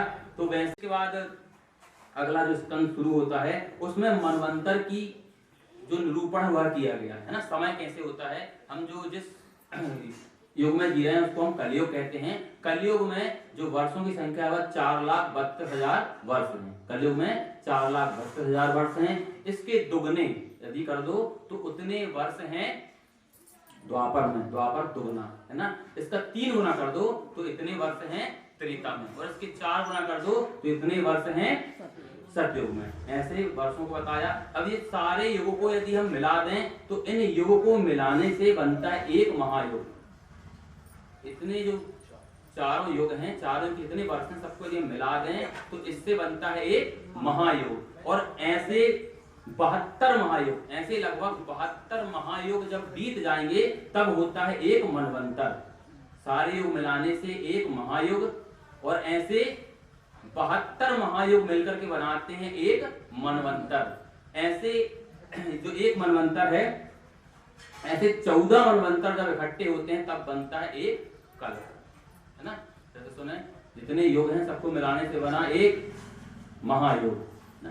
ऐसे 72 महायुग जब मिलते हैं तब बनता है एक मनवंतर। ऐसे 14 मनवंतर जब मिलते हैं तब बनता है एक कल्प। तो ये जो एक कल्प है ये ब्रह्मा का एक दिन है, और इतनी बड़ी ब्रह्मा की एक रात है। इतने बड़े दिन और रात, मतलब 2 कल्प की ब्रह्मा का पूरा एक दिन और रात, जिसे अहोरात्र कहते हैं, वह एक होता है। और ऐसे ब्रह्मा कितने साल, कितनी उम्र ब्रह्मा की? 100 साल। ऐसा ब्रह्मा का एक दिन और एक रात है, और ऐसे कितने साल ब्रह्मा जिएंगे? 100 साल तक जिएंगे। उसके बाद उनकी मृत्यु है, मतलब ब्रह्मा को भी एक दिन मरना पड़ेगा। 100 साल की उनकी आयु है ऐसी। तो ऐसे हर मनवंतर में, अब जो इंद्र होते हैं, हर मनवंतर में एक इंद्र बदल जाता है। इंद्र भी बदलेगा, हर मनवंतर का है। हमारा जो मनवंतर है, इस मनवंतर के इंद्र का नाम है पुरंदर। पुरंदर नाम है मनवंतर का। इसके बाद जो अगला जो मनवंतर आएगा, उस मनवंतर में जो बलि हैं, अभी कहानी आएगी उनकी, बलि अगले इंद्र होने वाले हैं। जो हमारा ये वर्तमान मनवंतर है, इसमें जो वर्तमान ब्रह्मा है उनका ये 51वां वर्ष चल रहा है, मतलब आधा उनकी उम्र, जो ब्रह्मा है हमारे चतुर्मुखी ब्रह्मा, उनका आधी उम्र निकल चुकी है। इसको श्वेत वराहकल्प बोलते हैं। 7वां मनवंतर चल रहा है, जिसको वैवस्वत मनवंतर भी कहते हैं। जब पंडित जी संकल्प पढ़ेंगे तो उसमें बोलते हैं श्वेत वराहकल्प वैवस्वत मनवंतरे, उस मनवंतर का वो नाम भी लेते हैं। और ये 28वां महायुग चल रहा है हमारा। इसके बाद जो मनवंतर की कहानी बताने के बाद आगे एक परीक्षित जी को जब ये बोला गया, परिवार के साथ बड़े सुख से रहता, खाता पीता घूमता फिरता था, पूरा परिवार था उसका। एक बार वह गज बहुत दूर तक घूमने निकल गया, उसको पानी नहीं मिला। जब एक बड़ा जलाशय उसको पानी का दिखा, तो वह पानी पीने के लिए अपने पूरे परिवार के साथ उसमें जब उतरा, तो जब पानी पी रहा था उसको बहुत तेज प्यास लगी थी, उसका ध्यान नहीं रहा कहाँ कौन बैठा है। वहां उसके अंदर एक ग्राह, जिसको मगर बोलते हैं, वह बैठा हुआ था। उसने जो गज था उसके पैर को पकड़ लिया। शुरू में तो लगा कि हम भारी विशाल हैं, हम छूट के बाहर आ जाएंगे, लेकिन मगर शक्तिशाली पानी में कोई नहीं होता। वह गज को अपनी तरफ खींचने लगा। अब जब गज को खींचने लगा तो पहले परिवार वालों ने थोड़ा सा मदद की, उनको निकालने की कोशिश की, लेकिन जब लगा कि अब ये बहुत दिन हो गए, कई दिनों तक प्रयास करते रहे, जब नहीं निकाल पाए, तो परिवार वालों को लगा कि अब तो ये मरने वाला है, अब हमें चलना चाहिए, हम भी भूखे मर जाएंगे यहाँ पे। तब वो परिवार के लोग धीरे धीरे करके एक एक करके छूटते गए। जिस परिवार के लिए पूरा जीवन हम दे देते हैं, जब ऐसा समय आता है कि जब हम किसी काम के लिए रह जाते, तो वो हमें धीरे से एक एक करके छोड़ने लगते हैं। तो ऐसे ही गज को एक एक करके उनके परिवार के लोग धीरे धीरे छोड़ते गए। अब गज को लगा कि अब तो हमारी मृत्यु निकट है। तो गज ने सोचा कि अब आसपास कोई आसरा नहीं है, अब एक ही का आसरा है जो मुझे बचा सकता है, वो आसरा है भगवान नारायण का। अब गज ने भगवान नारायण को बुलाना चालू किया। कई श्लोकों में भगवान की स्तुति की, लेकिन गज ने क्या किया, भगवान की स्तुति में कहीं भगवान का नाम नहीं लिया। शुरू करता है स्तुति से कि भगवान आप चारों तरफ जो कुछ दिख रहा है वो सब आप ही हैं, हर कण कण में आप व्याप्त हैं, आपकी ये माया है जो सबको ग्रसित किए हुए है, मोह में पड़े हुए हैं, हम अपने शरीर को ही सब कुछ मानते हैं, जबकि आत्मा सब कुछ है। भगवान की कई प्रकार से स्तुति करता रहा, और पैर उसका खिसता जा रहा है, वह गले तक पहुंच गया, तब तक उसने भगवान का नाम नहीं लिया। जितने भगवान देवता लोग खड़े हुए हैं, देख रहे हैं, किसी का नाम ले ले, भगवान का नाम कुछ तो बोले और हम जाके बचा लें, वो किसी का नाम लेने तैयार नहीं है। आखिरी में जब आखिरी श्लोक जब वो बोलने लगा और उसका पूरा शरीर बिल्कुल ढक गया पानी में, तब आखिरी में वह नाम लेता है, नारायण खिलगुरु भगवान नमस्ते। बस आखिरी की लाइन बोली है। विष्णु भगवान ने देखा कि वह नाम ले रहा है, गरुड़ में सवार थे, तैयार ही थे। जब उसने नाम लिया और एक कमल का फूल तोड़ करके जैसे ही फेंका, भगवान जब कोई उतरता है हवाई जहाज से, पहले हवाई जहाज उतर जाता है, उसके बाद व्यक्ति उतरता है। भगवान हवाई जहाज रोक नहीं पाया उनका, भगवान कूद पड़े और कूद करके उसकी सूंड पकड़ के ग्राह सहित उसको खींच के बाहर निकाल लिया और सुदर्शन चक्र से उसकी गर्दन काट दी। बोलो हरि नारायण भगवान की जय। उसकी गर्दन काट दी और फिर हाथी को अपने साथ में लेकर के बैकुंठ चलेगा, उसका भी उद्धार कर दिया। अब जब वहां जाकर के देखा तो ग्राह जो जिसकी गर्दन काटी थी वो पहले से पहुंच गया बैकुंठ में। भगवान ने कहा कि नया पार्षद आए, देख कौन रहा है, अब दिव्य रूप में आ गया, ये समझ में नहीं आ रहा ये कौन नया आया है। तो लक्ष्मी जी कहती है जिसको आप वहां मारने गए थे वो पहले आ गया है आपसे यहाँ पे, क्योंकि भगवान के यदि हम चरण पकड़ते हैं तो हमें मोक्ष मिलेगा, लेकिन यदि हम भगवान के भक्त के चरण को पकड़ लें तो हमें और जल्दी मोक्ष मिल जाएगा। उस भगवान के चरण पकड़ने से पहले मोक्ष मिल जाता है, जब भगवान के भक्तों के चरण पकड़ लेते हैं। तो उस ग्राह ने भगवान के जो भक्त था गज, उसके चरण पकड़े थे, इसलिए उस गज से पहले उसको मोक्ष मिल गया। तो इस प्रकार ये गज की जो कथा थी। अब जो इंद्रलोक है वहां पर गए और वहां पर जाकर के उन्होंने इंद्र को एक माला पहनानी चाहिए दुर्वासा ऋषि ने, लेकिन इंद्र ने घमंड के कारण, अहंकार के कारण उस माला को कहा कि अरे ये लकड़ी की माला पहना रहे हो, मैं इंद्र हूँ, इतने बड़ा उसका शासक हूँ, तुम ये छोटी तुच्छ सी माला मुझे पहना रहे हो। तो दुर्वासा ऋषि की माला को उतार करके फेंक दिया। दुर्वासा ऋषि ने वहीं से उनको श्राप दिया कि तुम श्रीहीन हो जाओगे, तुम्हें अहंकार है अपनी लक्ष्मी का, वहीं श्राप दे दिया कि तुम श्रीहीन हो जाओ। तो इंद्र श्रीहीन हो गया, जितनी भी लक्ष्मी थी पूरी लक्ष्मी समुद्र में जाके व्याप्त हो गई, पूरी लक्ष्मी समुद्र चली गई, ये सब गरीब हो गए, दरिद्र हो गए, इनके पास अब कुछ नहीं बचा। अब इंद्र हमेशा ऐसी गलती करता है, गलती करने के बाद सीधे कहां भाग के जाता है, ब्रह्मा जी के पास। फिर ब्रह्मा जी के पास भाग के गया तो ब्रह्मा जी ने कहा कि इसका उत्तर हमारे पास नहीं, बार बार भाग के आते हो, अब भगवान नारायण के पास जाओ। भगवान नारायण ने इनको सलाह दी कि अब श्री समुद्र में समा गई है, बहुत सारे जो रत्न हैं सब चले गए हैं, अब उसे फिर से तुम्हें बाहर निकालना पड़ेगा। बाहर निकालने के लिए उस समुद्र को मंथन करो, जब मंथन करोगे तब ये सारी चीजें बाहर आएंगी। तब इन्होंने कहा कि मंथन तो कर लेंगे, लेकिन मंथन करने के लिए इतनी बड़ी मथानी कहाँ से आएगी, इतनी बड़ी रस्सी कहाँ से आएगी। तब भगवान नारायण ने कहा कि मंदराचल पर्वत की मथानी बनाओ और वासुकी नाग को ले जाओ और जाकर के रस्सी बना करके उसको मथो। तो मंदराचल पर्वत भी आया, वासुकी नाग की रस्सी भी आई। जब समुद्र में जैसे ही मंदराचल पर्वत को डाला तो मंदराचल पर्वत तुरंत नीचे समुद्र में विलीन हो गया। अब कहा इसको उठा के रखना पड़ेगा, कौन उठा के रखेगा। तब भगवान ने वहीं पर कच्छप अवतार लिया। बोलो कच्छप भगवान की जय। और कच्छप अवतार लेकर के भगवान ने उस पर्वत के नीचे बैठ गए और उसको ऊपर उठा करके अपनी पीठ पर रख लिया। अब मंथन होना चालू हुआ, लेकिन समस्या ये हुई कि कौन किस तरफ खड़ा होगा। एक तरफ सांप का फन है, एक तरफ सांप की पूंछ है। तो अब देवताओं ने कहा कि यार कहाँ खड़े हों। तब नारद जी को इस काम के लिए चुना गया। नारद जी ने कहा एक बात बताओ, दैत्यों से बोला कि सिर की तरफ कौन खड़ा होगा। सिर की तरफ तो वही खड़ा हो सकता है जो थोड़ा बलवान हो, शक्तिशाली हो, जो महान होगा, जो बड़ा होगा, वही खड़ा होगा। पूंछ तो उसका निचला भाग, निचले भाग में कोई तुच्छ व्यक्ति खड़े होंगे। दैत्य मन में ये बात भर गई कि नहीं, हम लोग तो बड़े महान हैं, हमें ही खड़ा होना चाहिए और हम पूंछ तरफ खड़े नहीं होंगे। तब दैत्यों ने शर्त रख दी कि हम मुंह की तरफ खड़े होंगे, हम वहां खड़े नहीं हो सकते। तो देवता यही चाहते, तुमने कहा ठीक है, अब हम तो चाह रहे थे मुख की तरफ खड़ा होना, मगर आप हमारे बड़े हैं, आप खड़े होना चाहते हैं, खड़े हो जाइए। तो दैत्य लोग मुख की तरफ लगे और ये लोग पूंछ की तरफ लगे। जब सांप फुसकारता है तो जितना भी जो काला होता है वो दैत्यों के पूरे चेहरे में आ रहा है, दैत्य काले होते जा रहे हैं। वो कह रहे हैं कि हमने तो बड़ी गलती कर दी यहाँ खड़े होकर के, मगर आप बोलेंगे तो हम मूर्ख साबित हो जाएंगे। बताओ, पहले खुद ही ने मांग लिया, हम तो बोले नहीं था। तो वो उसी तरफ लगे रहे। अब जब समुद्र मंथन होने लगा तो सबसे पहले समुद्र मंथन में कालकूट विष निकला। अब ये सोचने वाली बात है, ऐसे हमारे जब शरीर में जब हम भगवान की भक्ति करना शुरू करेंगे, सबसे पहले हमारे दुर्गुण बाहर निकलेंगे। हम अपने शरीर को मथेंगे, अपने शरीर की अंतःकरण शुद्ध करने की कोशिश करेंगे, सबसे पहले क्या बाहर आता है, विष बाहर आएगा। हमारे अंदर की जो बुराइयां हैं सबसे पहले वो बाहर निकलेंगी। तो सबसे पहले कालकूट विष बाहर निकला। अब कालकूट विष है और बिल्कुल तेजाब की जैसे वो विष है। अब उस विष का क्या करें, वो तो पूरी सृष्टि को निगल जाएगा, ऐसा विष है।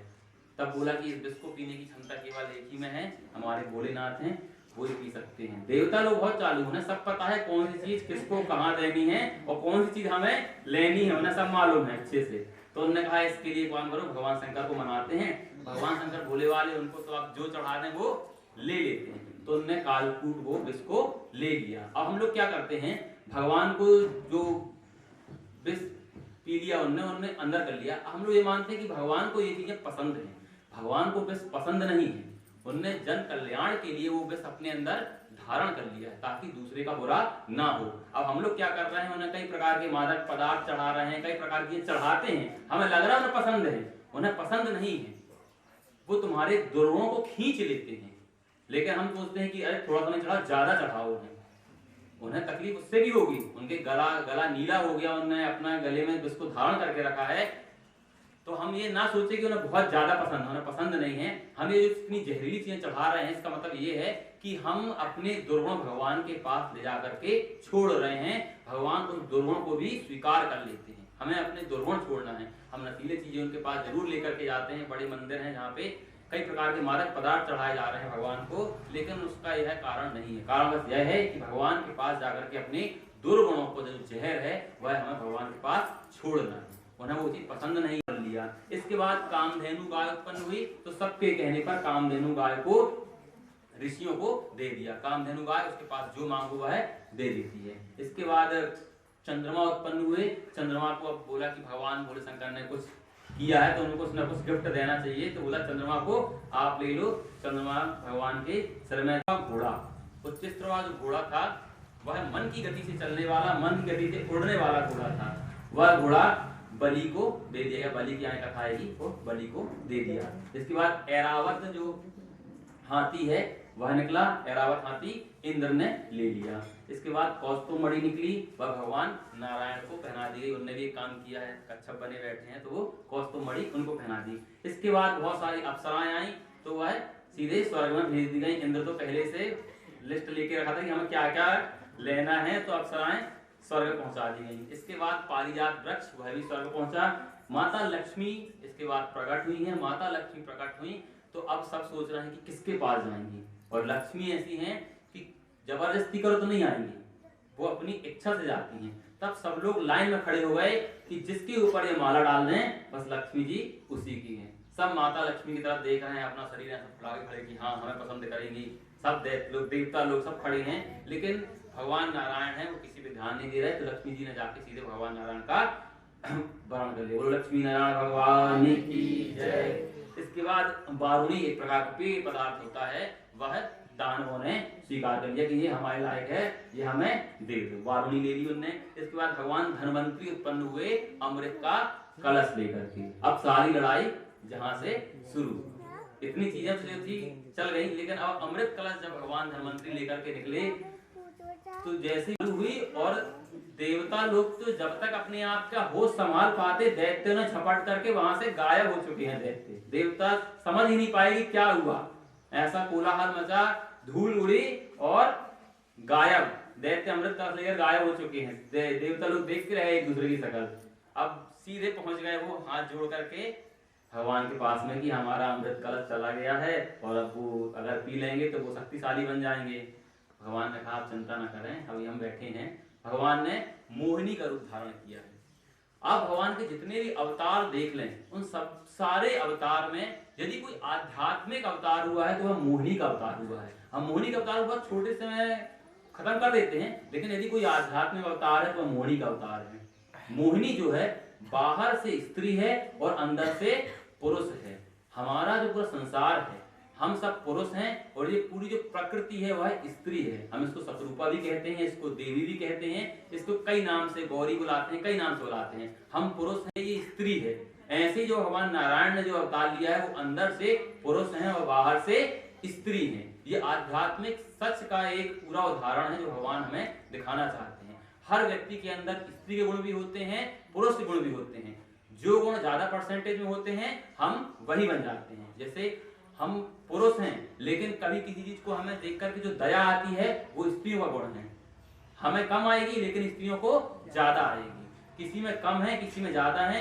जो गुण ज्यादा हो जाता है हम वही बन जाते हैं, चाहे स्त्री और पुरुष हो, लेकिन गुण दोनों हैं। भगवान हमें बताते हैं कि पुरुष और प्रकृति के बिना यह पूरा संसार अधूरा है। इस अवतार में लेकर के वो हमें जो सच प्रकट करते हैं सामने, वो दिखा रहे हैं कि हमें जो प्रकृति है, हम जब प्रकृति को पार कर जाएंगे, इस प्रकृति को अंदर चले जाएंगे, तब जाकर के अंदर हमें पुरुष मतलब कि आध्यात्मिक सच जो है तब हमें मिलेगा। तब वह जीवात्मा मिलेगी, तब परमात्मा मिलेंगे। एक आपने खजुराहो में एक मंदिर देखा होगा जहाँ पे कई प्रकार की बाहर ऐसी मूर्तियां लगी हैं जो सभ्य समाज के लोग देखते नहीं हैं। ऐसी मूर्तियां खजुराहो में ऐसी मूर्तियां लगी हैं। वह भी प्रकृति और पुरुष का उदाहरण है। वह मोहिनी अवतार से प्रेरित वह मंदिर है। उसमें बाहर ऐसी मूर्तियां हैं जो घृणित कहते हैं लोग उसको, और अंदर जाके देखो तो भगवान का मंदिर बना है। भगवान ये बताना चाहते हैं जब आप इस मोह माया से देखना बंद करके अंदर प्रवेश कर जाओगे तब तुम्हें भगवान मिल जाएंगे। जब तुम इस मोह माया को छोड़ दोगे तब तुम्हें अंदर भगवान के दर्शन होंगे। तो ये मोहिनी अवतार है। मोहिनी अवतार हुआ। मोहिनी अवतार इतने सुंदर है भगवान देख करके कि अभी तो पुरुष के रूप में मोहिनी अवतार उन्होंने, जब वो कृष्ण और चंद्र का जब अवतार लिया, उन्होंने कृष्ण भगवान का अवतार लिया, पुरुष होकर के वो इतने सुंदर लग रहे हैं कि लोग उनपे नजरें नहीं हटती लोगों की। अब जब वो स्त्री बन करके आए हैं तो कितना आकर्षण उनके अंदर होगा। बोलते हैं कि अगर कृष्ण के लाल तुम अगर होते लली तो गले कट जाते हजारों के। अब वो लली बन करके आए हैं, अब वो मोहिनी बन करके जब सबके सामने, मतलब इतना सारा सुंदरता बनाने वाला अगर खुद कोई अवतार रूप लेगा सुंदरता का तो कैसा रूप बनाया है उन्होंने। इतना सुंदर रूप है कि दैत्य तो अमृत को भूल गए। अब जब उनके बीच में लड़ाई होने लगी कि हमें अमृत चाहिए, हमें अमृत चाहिए, तो उन्होंने कहा कि इसका एक ही तरीका है, अब ये सुंदर स्त्री है, इसी से हम आग्रह करें कि ये हमें बराबर बराबर इसको बांट दे। तब उसके पास गए और उनसे कहा कि ये जो अमृत है आप हमें बांटेंगी। तब भगवान आए तो उसी काम के लिए। तो भगवान कहते हैं अरे आप हमें जानते नहीं हैं, हमारा आपसे कोई परिचय नहीं है, इतना अमृत इतना कीमती है, आप हमें कैसे दे रहे हो बिना विश्वास किए, आपको कैसे विश्वास हो रहा है। तब राक्षसों ने कहा बताओ कितनी ईमानदार है, हम इसको अमृत कलश दे रहे हैं, ये लेने तैयार नहीं है। अब उनका विश्वास और दृढ़ हो गया। अब वो आंख मूंद के विश्वास करने लगे, नहीं अब तो अमृत पिएंगे तो आप ही के हाथ से पिएंगे। भगवान ने कहा ठीक है, और अपने हाथ में अमृत कलश लिया। लेकिन भगवान ने कहा जो अमृत है ऊपर से पतला है, थोड़ा पानी पानी है, नीचे गाढ़ा है। अब जो ऊपर का पिएगा वो थोड़ा कम अमर होगा, जो नीचे का पिएगा वो थोड़ा ज्यादा अमर होगा। तो ये अमृत फेंक नहीं सकते, क्या करें, एक काम करें, जो देवता लोग बेचारे उन्होंने मेहनत की है, ऊपर का पानी पानी उनको पिला देते हैं। तो देवता ने कहा ठीक है पानी पानी तो है, पिला दो, कोई समस्या नहीं है। अब भगवान ने कहा ठीक है सब लोग लाइन में बैठ जाओ। भगवान ने अब बांटना चालू किया। तो दैत्य को पानी पिलाते गए और देवताओं को अमृत पिलाना चालू कर दिया। जब एक दैत्य को इस पे शक हो गया कि नहीं ये तो कुछ गड़बड़ कर रहे हैं, तो जाकर के सूर्य और चंद्रमा जो देवता थे उनके बीच में जाके बैठ गए, और बैठ करके अमृत पिया ही है, गले तक उतरा ही है। और एक देवता ने बोला कि अरे ये तो दैत्य है। भगवान ने तुरंत मोहिनी अवतार छोड़ा, सुदर्शन चक्र निकाला और उसकी गर्दन काट दी। अब वही बन गया राहु और केतु। गर्दन ऊपर का राहु और नीचे का शरीर बन गया वह केतु बन गया। अब इसके बाद उनके बीच में अब पता चल गया कि नारायण ने धोखा किया है। अच्छा युद्ध चालू हुआ। अब देवता सब अमृत पी चुके हैं, तो दैत्यों को पीट पीट करके मार मार के खत्म कर दिया। सब दैत्य जितने हैं सब मर गए, सब खत्म हो गए। और अमृत का कलश लेकर के और सब चीजें लेकर के देवता लोग कहाँ चले गए, अपने नगरी में चले गए। अब जब देवगुरु शुक्राचार्य को ये बात पता चली कि ऐसा धोखा हुआ है, तब उनके पास एक विद्या थी जिसको मृत संजीवनी बोलते हैं। शुक्राचार्य के पास मृत संजीवनी विद्या थी जिससे किसी भी मरे हुए को वो जिंदा कर सकते थे। तब उन्होंने अपनी मृत संजीवनी का उपयोग करके सारे जो दैत्य थे उनको जिंदा कर दिया। उसी में जो दैत्यों के जो राजा थे उनका नाम था बलि। राजा बलि जो थे बहुत पराक्रमी राजा थे। अब फिर से जब मृत संजीवनी से ये लोग जिंदा हो गए, तब जो शुक्राचार्य थे उन्होंने कहा कि अब यदि देवताओं को जीतना है तो तुम्हें ब्राह्मणों की सेवा करनी चाहिए। ब्राह्मणों के आशीर्वाद अगर तुम्हारे साथ रहेगा तो तुम्हें कोई मार नहीं सकता। तब कई प्रकार के ब्राह्मणों को बुलाकर के बड़ा एक यज्ञ कराया, और उस यज्ञ से अग्निदेव प्रकट हुए। अग्निदेव ने एक दिव्य रथ राजा बलि को प्रदान किया, और वह दिव्य रथ ऐसा है कि जब तक राजा बलि उसके ऊपर बैठे हुए हैं उनको कोई मार नहीं सकता है। उस रथ में इतनी ताकत है। राजा बलि उस रथ में बैठ करके इंद्र को ललकारते हैं, इंद्र के साथ युद्ध होता है, इंद्र को वो हरा देते हैं। इंद्र लोग वहां से भाग जाते हैं। राजा बलि स्वर्ग में अपना शासन जमा लेता है। जब शासन जमा लिया, अब अभी तो भगा करके शासन जमाया है, लेकिन बहुमत से अभी शासन मिला नहीं है। तब क्या करना चाहिए बहुमत शासन के लिए? तो इंद्र बनने का जो नियम है, यदि आप 100 यज्ञ पूरा करते हो तो आप इंद्र बनने के लायक, आप सतक्रतु हो जाते हो। सतक्रतु हो गए तो आप इंद्र बनने के लायक हो, आपके अंदर वह योग्यता आ जाती है। तो शुक्राचार्य ने कहा कि अब 100 यज्ञ पूरे करो। तो राजा बलि ने यज्ञ करना शुरू कर दिया। यज्ञ करना शुरू किया, बहुत सारे यज्ञ समाप्त हो गए। उसके बाद जो देवता थे वह अपनी माता अदिति के पास गए और रोने लगे कि हम लोगों का बुरा हाल हो गया है, निर्धन हो गए हैं, हमसे सब कुछ छीन लिया, अब हमारे यहाँ रहने का कोई मतलब नहीं है, अब तो हमें प्राण त्याग देना चाहिए। तब अदिति ने कहा कि आप रुको, हम अपने जो पति देव है कश्यप जी, उनसे प्रार्थना करते हैं। कश्यप जी से पूछा कि उनके साथ बड़ा अन्याय हुआ है, तो अब आप कुछ उपाय निकालिए ताकि उनको अपनी नगरी वापस मिल सके। अब कश्यप जी ने कहा कि जो दैत्य हैं वो भी हमारे पुत्र हैं, उनके साथ ही हम अन्याय नहीं कर सकते हैं, तो हम कुछ नहीं कर सकते, हाँ भगवान कर सकते हैं। तो एक काम करो, एक पयोव्रत होता है 13 दिन का, सिर्फ दूध पी करके करना चाहिए, वो वाला पयोव्रत आप करो तो भगवान प्रसन्न होकर आपको कुछ ना कुछ आपकी मदद करेंगे। तब जो अदिति है उन्होंने पयोव्रत किया। पयोव्रत करने के बाद भगवान नारायण ने उनको दर्शन दिए। भगवान नारायण ने पूछा कि आपको क्या क्या चाहिए है, तो उन्होंने बताया कि हमारे जो पुत्र हैं, अन्य पुत्र वो परेशान हैं, उनके लिए आप हमारी मदद करो। तो भगवान नारायण ने कहा आप चिंता ना करें, मैं आपका ही पुत्र बन करके उत्पन्न होता हूँ। तो भगवान नारायण अदिति के ही गर्भ में समा गए और समय बीतने पर अदिति के गर्भ से उत्पन्न हुए। बोलो वामन भगवान की जय। तो वामन भगवान जो है अदिति के गर्भ से उत्पन्न हुए। इनका नाम शुरू से वामन नहीं है, आधार कार्ड में वामन, पासपोर्ट में वामन नहीं लिखा हुआ है। इनका नाम है उपेंद्र। इंद्र के छोटे भाई हैं, अदिति के छोटे पुत्र हैं, इसीलिए इनका नाम है उपेंद्र। लेकिन ये वामन अंगुल के हैं, छोटे से हैं, इसलिए इनका नाम रखा गया वामन। वामन लोग उनको बोलने लगे। वामन जी का जब अवतार हुआ, इसके बाद समय आने पर उनका यज्ञोपवीत किया गया। यज्ञोपवीत धारण कराते समय उनके बृहस्पति जी ने उनका कान फूंका, कुबेर ने उनको भिक्षा का पात्र दिया, सरस्वती ने उनको रुद्राक्ष की माला पहनाई, ऐसे कई प्रकार की चीजें उनको मिली। अन्नपूर्णा माता ने सबसे पहली बार उनको भिक्षा डाली। जो ब्राह्मण की जो पुत्र होते हैं उनका यज्ञोपवीत जब संस्कार होता है तो वो लोग सबसे पहले भिक्षा मांगने के लिए जाते हैं। तो भिक्षा मांगने जाते हैं तो अपने घर से ही शुरू करते हैं भिक्षा मांगना। सबसे पहले अन्नपूर्णा माता ने उनको भिक्षा डाली है। इसके बाद बृहस्पति जी जो जब भिक्षा में जितना भी सामान मिलता है वो सारा सामान क्या करते हैं, वो आधा आधा बढ़ जाता है। थोड़ा सा भिक्षा मांगने वाला रख लेता है और जिसने गुरु मंत्र दिया है आधा सामान वो रख लेता है। तो बृहस्पति जी ने गुरु मंत्र दिया है, बृहस्पति जी ने कान फूके हैं, तो बृहस्पति जी ने कहा कि हमें ये सामान नहीं चाहिए। तो वामन जी कहते तो क्या चाहिए, बोलते हमें पूरे त्रिलोक की संपत्ति चाहिए है। तो वामन जी कहते हैं तो कहाँ मिलेगी, तो बृहस्पति जी कहते हैं ये त्रिलोक की पूरी संपत्ति इस समय राजा बलि के पास में है। अब राजा बलि के पास में भगवान भिक्षा मांगने जाते हैं। राजा बलि के पास, राजा बलि को ऐसा रूप बनाकर भगवान धोखा देने इसलिए गए थे क्योंकि राजा बलि को यह अहंकार हो गया था कि मेरे घर से कोई याचक खाली हाथ नहीं जा सकता, उसकी हर इच्छा की पूर्ति मैं करता हूँ। लेकिन कोई ऐसा नहीं है जो किसी की हर इच्छा की पूर्ति कर दे भगवान के अलावा। तो वह अपने आप को भगवान सदृश समझने लगा कि मैं सबकी सब इच्छा पूरी कर सकता हूँ। जब सबकी सब इच्छा कोई व्यक्ति पूरा करेगा तो लोग भगवान को क्यों मानेंगे, उसी को मानने लगेंगे। भगवान केवल देवताओं की मदद करने नहीं आए थे, उसको भी सद्गति प्रदान करने आए थे कि तुम्हें है तो तुम बहुत सद्गुणी, लेकिन अब तुम्हारे अंदर यह अहंकार आ गया है। अब सद्गुणी वो इसलिए है क्योंकि वो प्रहलाद के ही वंश का है। प्रहलाद के पुत्र हुए विरोचन, विरोचन के बेटे हुए बलि। तो जो दादा है उनके कुछ ना कुछ गुण तो आएंगे, लेकिन अब राजा है थोड़ा बहुत अहंकार उनके अंदर आ गया। तो वही अहंकार तोड़ने के लिए भगवान जाते हैं राजा बलि के पास में, जाकर के द्वार में खड़े भगवान भगत भर दे रहेगी।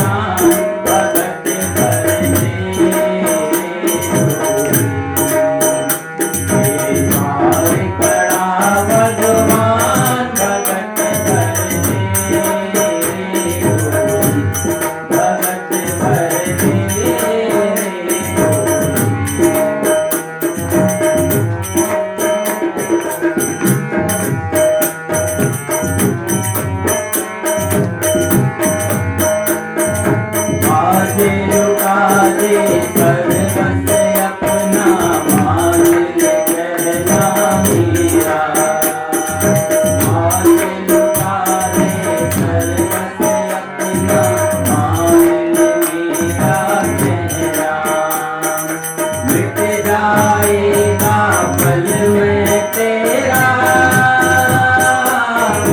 जन्म जन्म का प्यारे, जन्म जन्म का प्यारा। तू छोड़ सकल अभिमान, तू कर ले अब तो जरा ये दान, भगत कर दे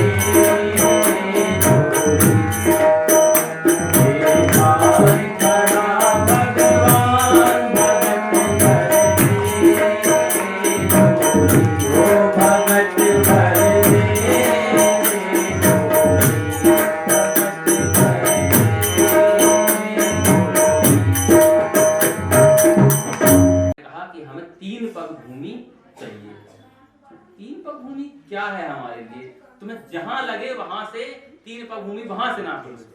तो भगवान ने कहा ठीक है, हम 3 पग भूमि अब नापना चालू करते हैं। और भगवान ने भूमि नापने से पहले अपना रूप बढ़ाना चालू करने और बढ़ेंगे, इंतजार कर रहा है। हो गया, भगवान ने कहा हो गया, अब हम नापना चालू करते हैं। जब नापना चालू किया भगवान ने तो पहले नीचे से नापना चालू किया, अतल वितल सुतल तलातल महातल रसातल और पाताल तक पहला पैर पहुंचा भगवान का। और फिर दूसरा पैर जब ऊपर बढ़ाया है तो वह पैर भू भुवा स्वाहा मना तपा जना और सत्य लोक तक, ब्रह्म लोक तक वो पैर भगवान ने अपना पूरा बढ़ा दिया। ब्रह्म लोक तक जब अपना पैर बढ़ाया तो तब उस बलि को एहसास हुआ कि गुरु की बात मान लेनी थी, ये नारायण आए थे सच में। अब पूरे पैर बढ़ा गए, पूरा नाप ले, 2 पैर में पूरी षष्ठी नाप के रख दी। अब भगवान कहते हैं कि 3 पैर की बात हुई है, 2 पैर हुए हैं, तीसरा पैर जब भगवान ने अपना पैर ऊपर बढ़ाया था उसी समय ब्रह्मा जी ने अपने कमंडल से जल छोड़ करके भगवान का पाद प्रक्षालन किया था और वही जल आगे जाकर के गंगा के रूप में प्रकट हुआ। बोलो गंगा मैया की जय। 2 पैर से नाप लिया। अब भगवान बोले कि तीसरा पैर आप कहाँ रखें, आपका दान पूरा नहीं हुआ।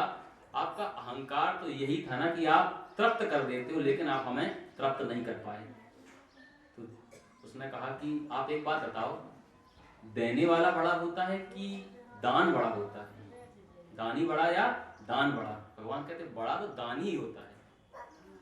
तो उन्होंने कहा कि दान तो छोटा था जो आपने नापा है, दानी तो सामने खड़ा है, आप इसको भी नाप सकते हो।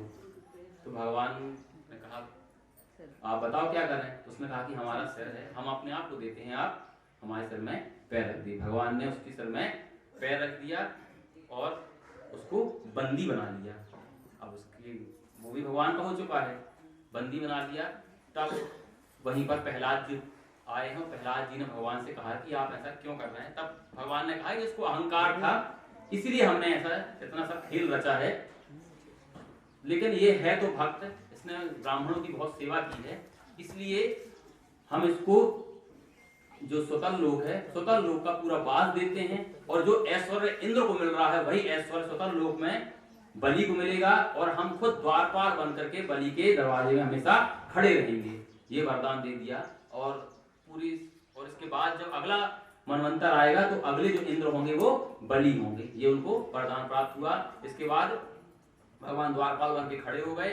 अब लक्ष्मी जी को लगा कि भगवान कैसे लौट करके आएंगे, तो लक्ष्मी जी गई और राजा बलि को धागा बांधा, राखी बांधी और बदले में अपने भगवान को वापस मांग लिया। इसलिए जब पंडित जी जब रक्षा सूत्र बांधते हैं तो बोलते हैं ये न बद्दो बलि राजा दान बिंद्रो महाबला तेन तम अनुबदनामी रक्षे माचल माचला। इसलिए जब भगवान पंडित जी जब रक्षा सूत्र बंधवाओ तो मुट्ठी बंद करके बंधवाओ। क्यों? यदि आप मुट्ठी खोल के बंधवा लिया तो आपके जितने भी आपकी धन संपदा है वो आपने एक प्रकार से पंडित जी को दान कर दी। इसलिए मुट्ठी बंद रखो कि हम आपको दे नहीं रहे हैं। उन्हीं न भक्त हुए अम्बरीश, अम्बरीश के आगे चल करके होते मानधाता सत्यव्रत हरिश्चंद्र, उन्हीं से आगे रोहित बाहुक सगर, सगर तक ये वंश आगे बढ़ता है। सगर के 60,000 पुत्र थे। एक बार उन्होंने बहुत बड़ा यज्ञ किया, लेकिन इंद्र आकर के, इंद्र का ये काम है, यज्ञ हुआ और इंद्र ने कुछ न कुछ खटपट की। इंद्र ने आकर के उस यज्ञ का घोड़ा चुरा लिया। जब घोड़ा चुराया, चुरा करके कपिल मुनि के आश्रम में बांध दिया। तो सगर के जो पुत्र थे वो समझे कपिल मुनि ने चोरी की है, तो उनको बुरा भला कहने लगे। जैसे कपिल मुनि की तपस्या खुलती है तो सारे उनके पुत्र जल करके राख हो जाते हैं।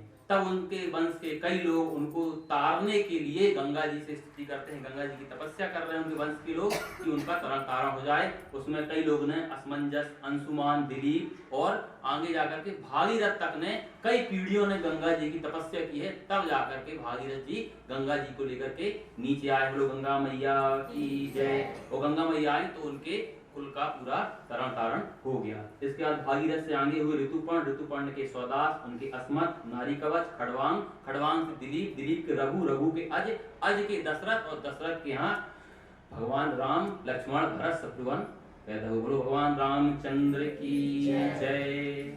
भगवान जिस घर में पैदा होने वाले थे वहां पर जो राजा दशरथ थे उनने भी यज्ञ कराया था। यज्ञ से ही फल प्राप्त हुए और फल प्राप्त होकर जब रानियों को दिए गए तो रानियों ने फल खाए। उसके बाद चारों भाई उनके घर में आए। चारों भाई जब आए तो सभी जो 3 भाई थे राम के बड़े भक्त थे।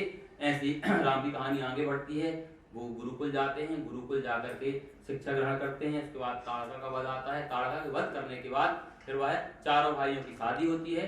चारों भाई अपने घर आते हैं। घर आने के बाद चारों भाइयों की ऐसी कहानी आगे बढ़ते हुए जब राजा बनने की बात आती है, सवारे रास्ता आएंगे राम जी,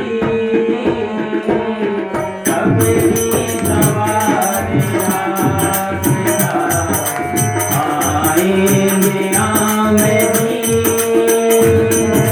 सबरी सवारे रास्ता आएंगे राम जी, मेरा भी धन्य जीवन, मेरा भी धन्य जीवन बनाएंगे राम जी,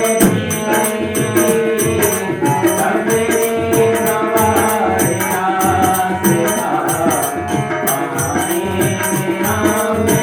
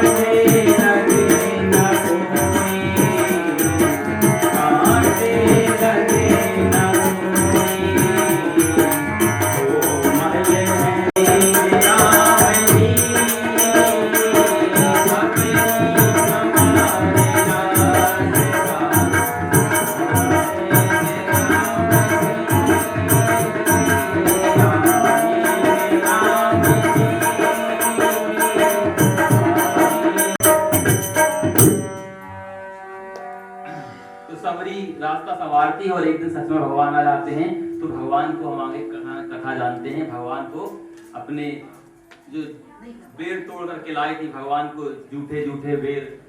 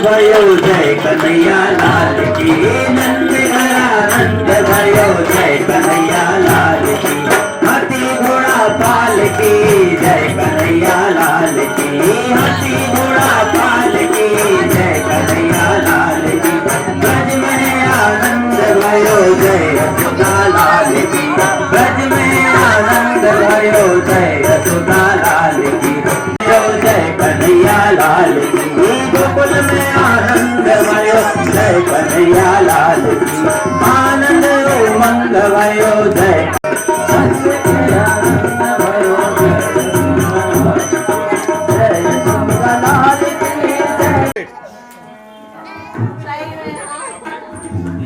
जल्दी रख लो, जल्दी रख लो।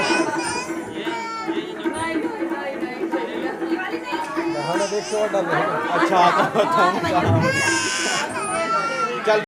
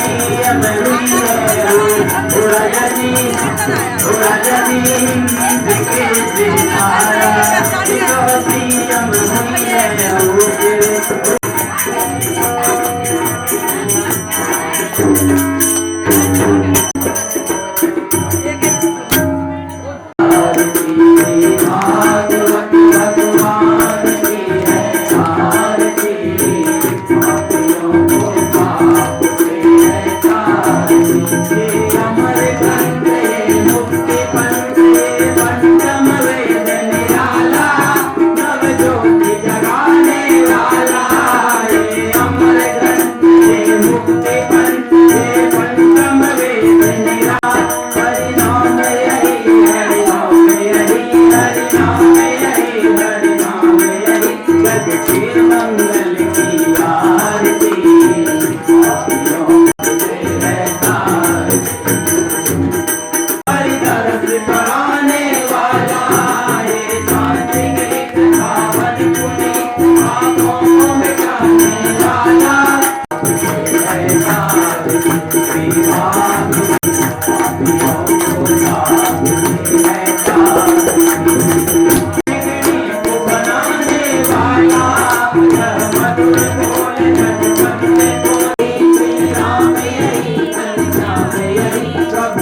महिमा की आरती पापियों को पाप से तारती काले काले कपाल माला सुंदराय चिदंबराय जगदंबराय त्वमेव माता पिता त्वमेव वन्दो सखा त्वमेव विद्या सर्वं त्वमेव